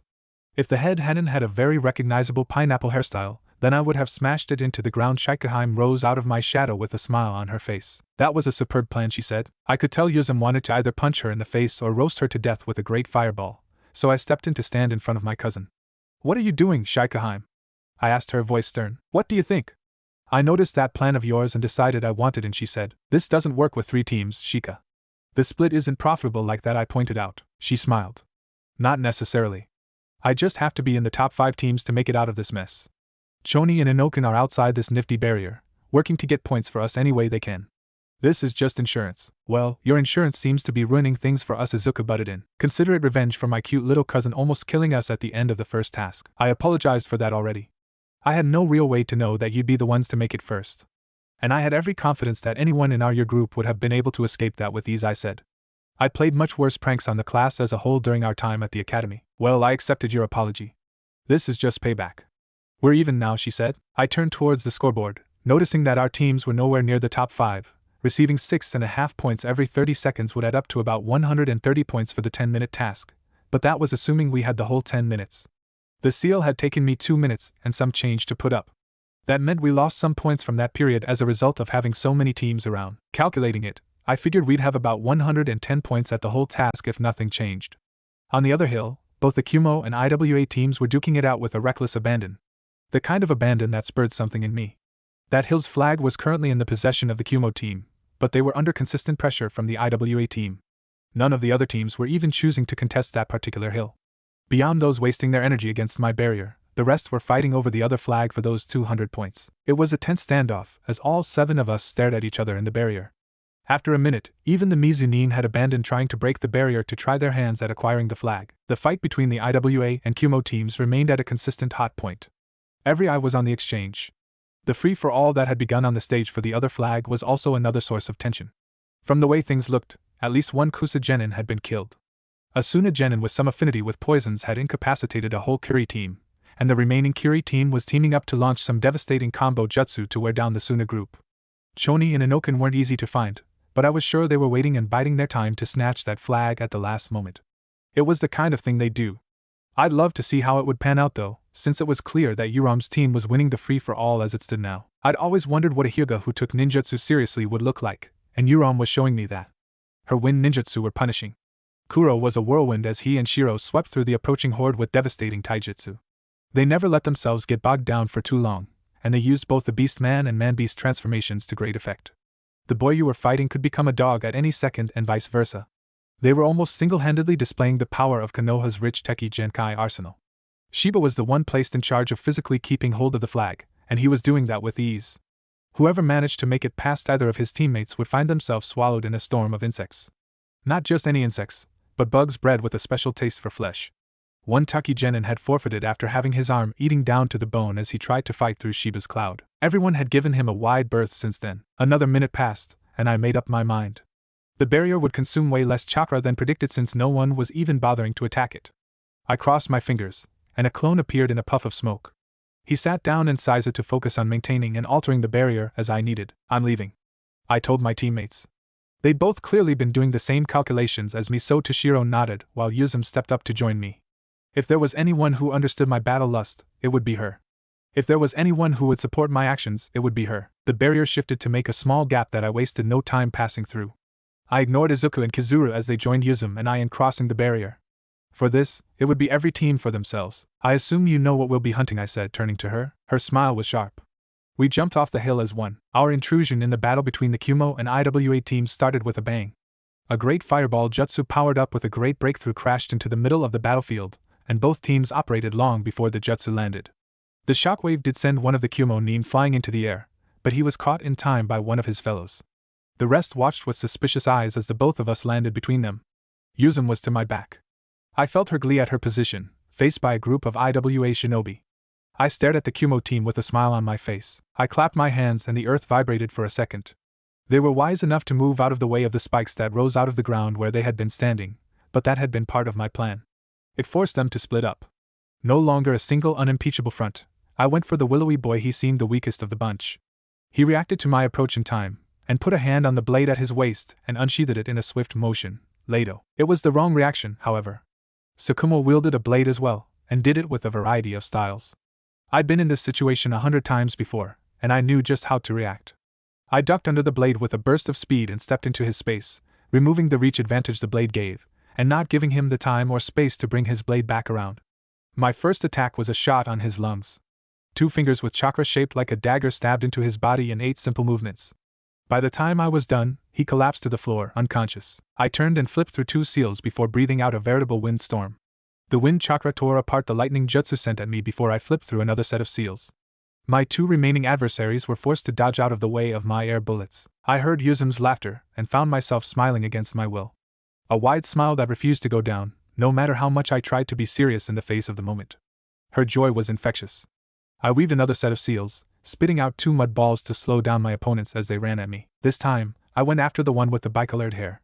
Familiar or not, he'd be going down. He wielded his blade better than his teammate. His movements were sharper, and he was much smarter about it. Every step I took into his guard was matched by a similar step backwards. It was almost like a dance, until I was forced to duck to prevent his teammate from beheading me from behind. She'd finally dodged around the part of the battlefield marred with mud. Both of their blades suddenly flashed with lightning release, momentarily blinding me.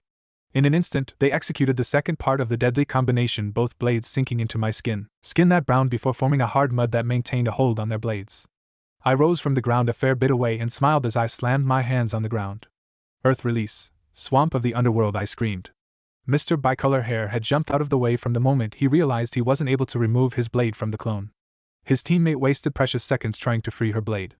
It made all the difference as she was submerged all the way up to her neck in the dark mud. And then there was one thing he had learned from having the prodigies of both clans on his team was that the Uchiha and Senju were not as different as they liked to pretend themselves to be.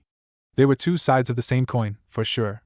Shorarama generally had a more personable energy than Yuzum, but that did not take anything away from the similarities that existed between them. For one, their bloodlust. From the second, his Senju student had looked over at the fight between the Kumo and IWA teams. He could tell the thoughts that ran in his mind. I want in on that. What separated Shori from Yuzum was that Yuzum would be much more direct with her thinking and honest with herself. She was eager to join the fight because they were strong. Shorarama would come up with a million reasons to explain why he was going to be doing what he would be doing. The end result was still the same. They left poor Toshiro to hold down the fort in that barrier of theirs and jumped right to join the fight.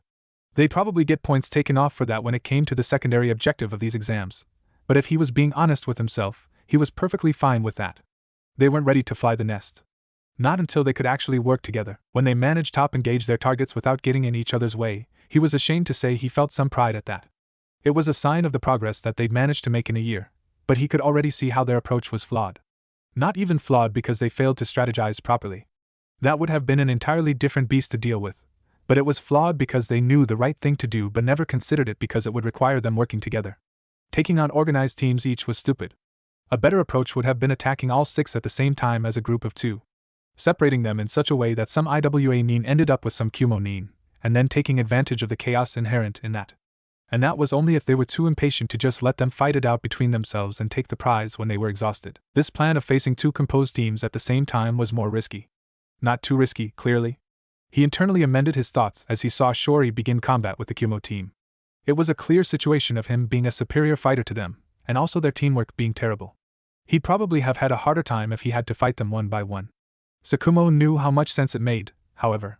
Kumo only operated in two-man teams.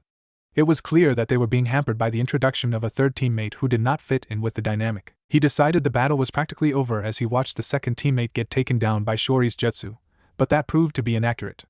With a chirping sound, the girl caught in his swamp of the underworld jutsu erupted from the ground with a hand on her blade. She and the younger teenage with dual-colored hair faced down Shori, wary looks on their faces. On the other hand, Yuzum was having a less fruitful timer against the IWA team. She was yet to be rebuffed as she dove from shinobi to shinobi. The one with red hair fought her off with smooth command over an interesting form of lava release. The other was one he'd been briefed on. Kitsuchi, the son of the Tsuchikage himself. He used earth release with almost as much skill as Shorirama but manifested differently. Where Shori used his talent to learn as many jutsu as possible and apply each of them in unique ways, Kitsuchi was more focused on learning a few jutsu and being able to apply them in unique ways. He could raise walls with stomps of his feet, and use those same cues to turn said walls into spikes that he sent flying at Tsukumo's student. Only Yuzum's masterful use of the lightning flow with her gunbai allowed her to fight off his offensive. The third teammate kept running through seals and scowling as no effect appeared.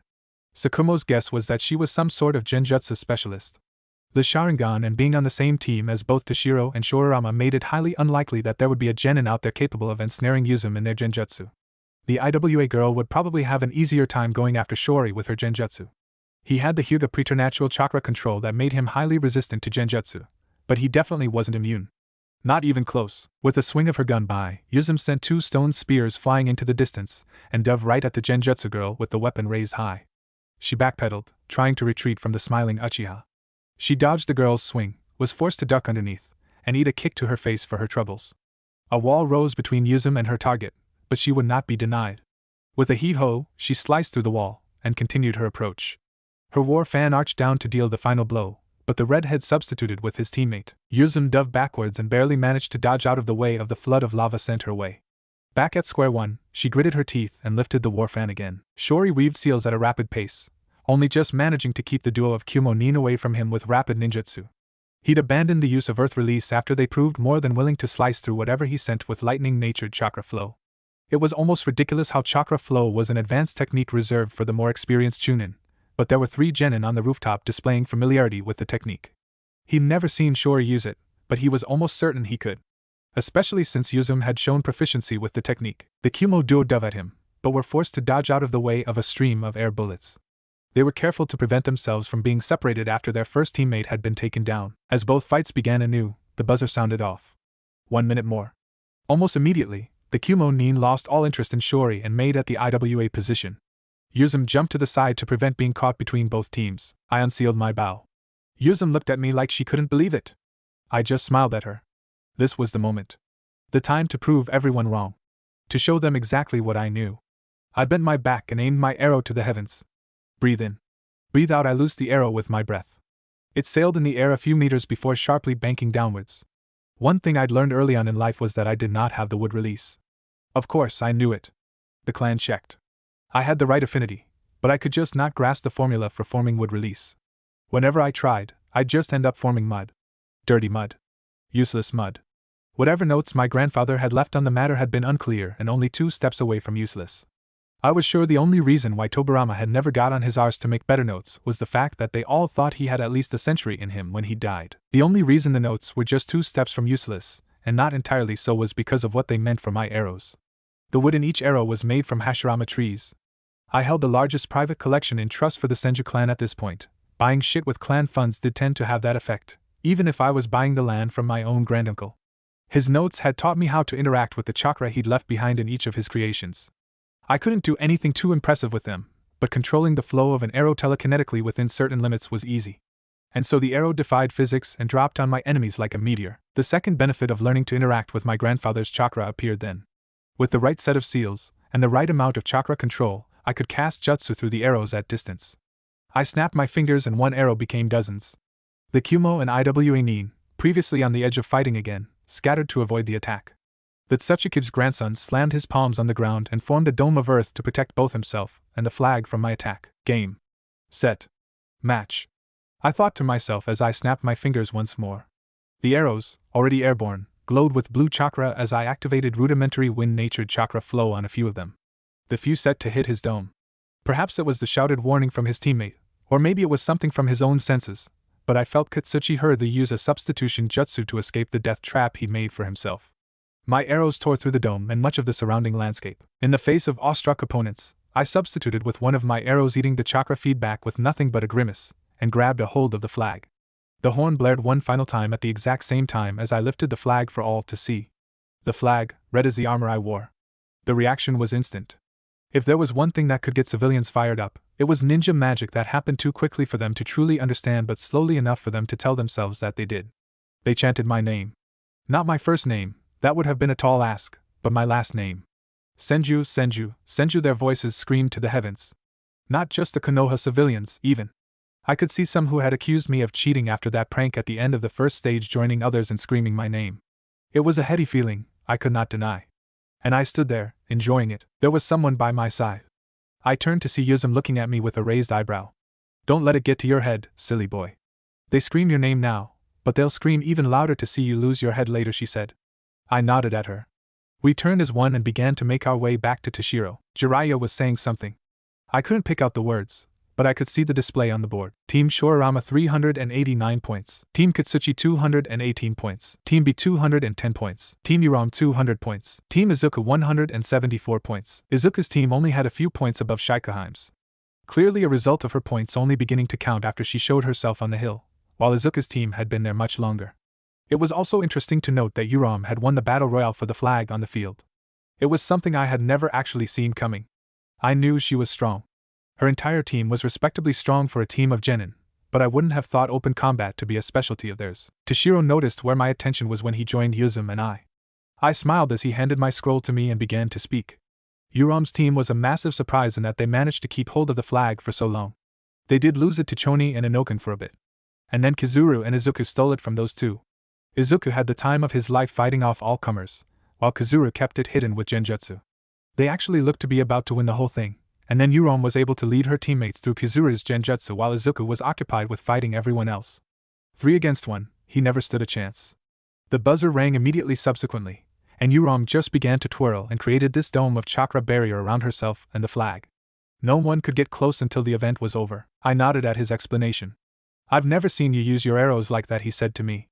Of course, I have a few tricks up my sleeves, I said in reply. Ladies and gentlemen, an urgent statement from the Kage box. Jiraiya's voice rang out louder than before, and sent a hush through the crowd. I could spot my granduncle's hat, but little else with how far away I was.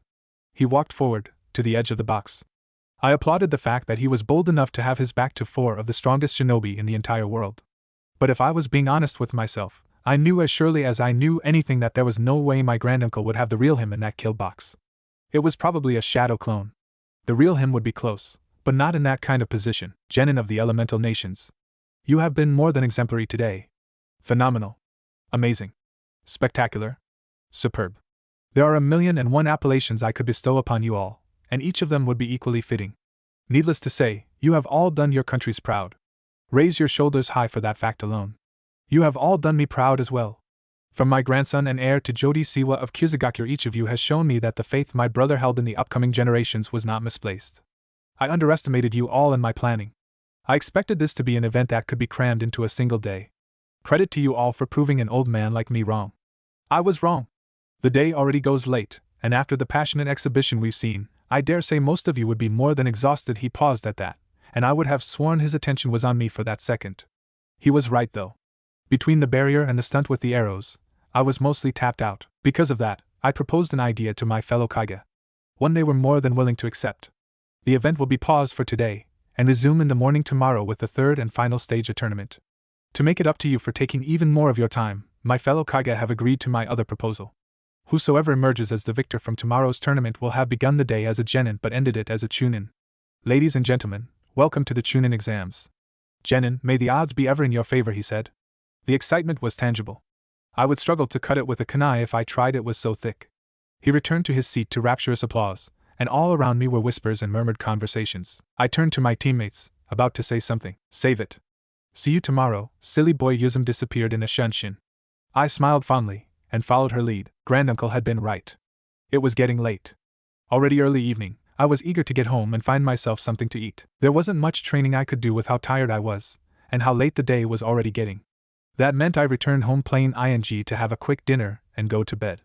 Hopefully, waking up earlier tomorrow would give me time to strategize against my probable opponents for the tournament. I went to the academy with 8 of the other participants, and had spent some time fighting another 3. The IWA team were the ones I knew the least about, but I'd still got the chance to see them fight in their grand duel with the Kumo team during the second test. I knew Red Hair had lava, the big one could use earth release almost as well as I could, and the last one was their genjutsu specialist. That was enough to make a very basic plan against each of them that would develop into something more complex as the fights went on, and I got to see more and more from them. Welcome back, Shourama-sama. I waved the Hyuga orderly aside as I walked in to begin working on my dinner. Cooking was a hobby from my old life, and I'd quickly learned that the best food I'd be getting in this house was what I made myself. My mother had an all-Hyuga household as part of her marriage agreement, and for some reason, the Hyuga seemed to prefer their food being as bland as their personalities. Your mother wants to see you, I heard one of them say, and turned abruptly. It couldn't be me that she was talking to, but the words were clearly addressed to me. Who? Surely I'd misheard. Your mother, the Lady Hinori-sama. She has asked to see you, she clarified, but the words still made no sense to me. No sense at all. You must be mistaken, I said, turning away. She clearly made her intentions known to me. She asked that I have you sent up to her room the moment you returned. She said again, swear it. Swear it on your life, I demanded. I swear. I turned away from the kitchen, appetite fleeing as quickly as Tashiro's composure in the face of a beautiful woman. My house was one of the largest in the Senju compound. It was a wide duplex that spanned a massive amount of land. It was built in the traditional Senju style out of wood that resonated with me whenever I placed my fingers on it. Hashirama had built it himself. The ground floor held the servant quarters and kitchens, while the top floor was where the family was supposed to reside. My mother had the whole east wing to herself. An art room, a music room, a library, and massive bedrooms to ensure that everything she possibly needed was within the home for her. I stayed in the west wing. There were 7 bedrooms in the west wing. I stayed in the same one I'd always stayed in. One of the other rooms used to belong to my nanny, but I'd outgrown having one once I joined the academy. So the rest of the wing was empty. The truth was, beyond the staff, the house was mostly empty most of the time. The staff that I didn't know as well as I probably should have. It wasn't entirely my fault since mother had them switched out every year or so, and I only really came here to sleep. The rest of my time was spent in either Grandma Mito's place, or the clan library. Not to talk of the time spent on missions or training. On getting upstairs, I moved right to the east wing. Left, right, left. I never paid such close attention to my feet before. Did I always walk so loudly? It felt like every step I took on the wooden floorboards creaked. I couldn't even apply chakra to my feet to deaden the sounds like I instinctively would. Mother was chakra sensitive to an extreme level. I am in here. Come on, and I heard her voice from the art room, and walked in to find her bent over staring at a painting. It was of a red sun, overlooking the village. Leaning to the side to look out the window in front of the easel showed that it was how the village presently looked in the sunset. Beyond the color of the sun, of course. Walking closer, I could notice a few differences. For one, some buildings were missing. Either missing, or replaced with something else. It seemed almost random. For a few seconds at least. Before I noticed what all those buildings had in common. The Hokage Tower was replaced with a playground. The academy was gone. It was just another generic flat building. The barracks were also missing. Same with the village armory. She'd removed everything that identified Konoha as a shinobi village. It is good to see you so well, Mother, I said when I noticed the silence between us had grown awkward. She hummed in reply. When I feared that this was going to turn into one of those, she spoke again. I saw your performance at the exhibition she started. Indeed? I wasn't aware that you left home, I replied. I hadn't seen her in the crowd either. Sure, I hadn't been paying that much attention, but something told me I would have noticed the Hyuga princess presence if she'd shown up. Mother would be the center of attention in any building she walked into. There would have been too many people staring at her in the stadium for me not to notice. She pointed behind me, and I noted a screen on the wall. It looked like a television from my past life. I walked forward and noticed it was covered in seals. Your grandmother dropped this off this morning. She was very insistent that we watch your performance together. Would not take no for an answer, she said, and I swallowed a chuckle. That sounded precisely like Mito. I hope you enjoyed the show, then I said. You have grown strong. Much stronger than either your father and I were at your age. Your grandmother says you remind her of her husband sometimes, she replied, and I resisted the urge to preen at the praise. I wasn't a preteen. I was above this. But somehow, it seemed like I wasn't. Against my will, I felt warmth bloom in my chest. I detested the control this woman had over me. Thank you, I said with a bow. To not acknowledge the compliment would have been rude. When in doubt, lean on Hyuga etiquette training to get through things. Quit. What? Quit what? Being a shinobi. I saw it with my own eyes today. You are strong, you will be one of the strongest in your prime, but that is not a good thing. Strength invites challenge. It was your father's strength that made IWA send a kill squad after him, even when the war was basically already over. It was your grandfather's strength that had assassin after assassin sent after him until his body could just no longer keep up. Hold on. Where are you going? Come back here, Shoarama. I am your mother. I command you to come back here. Her voice was drowned out as I slammed the door to the house behind me.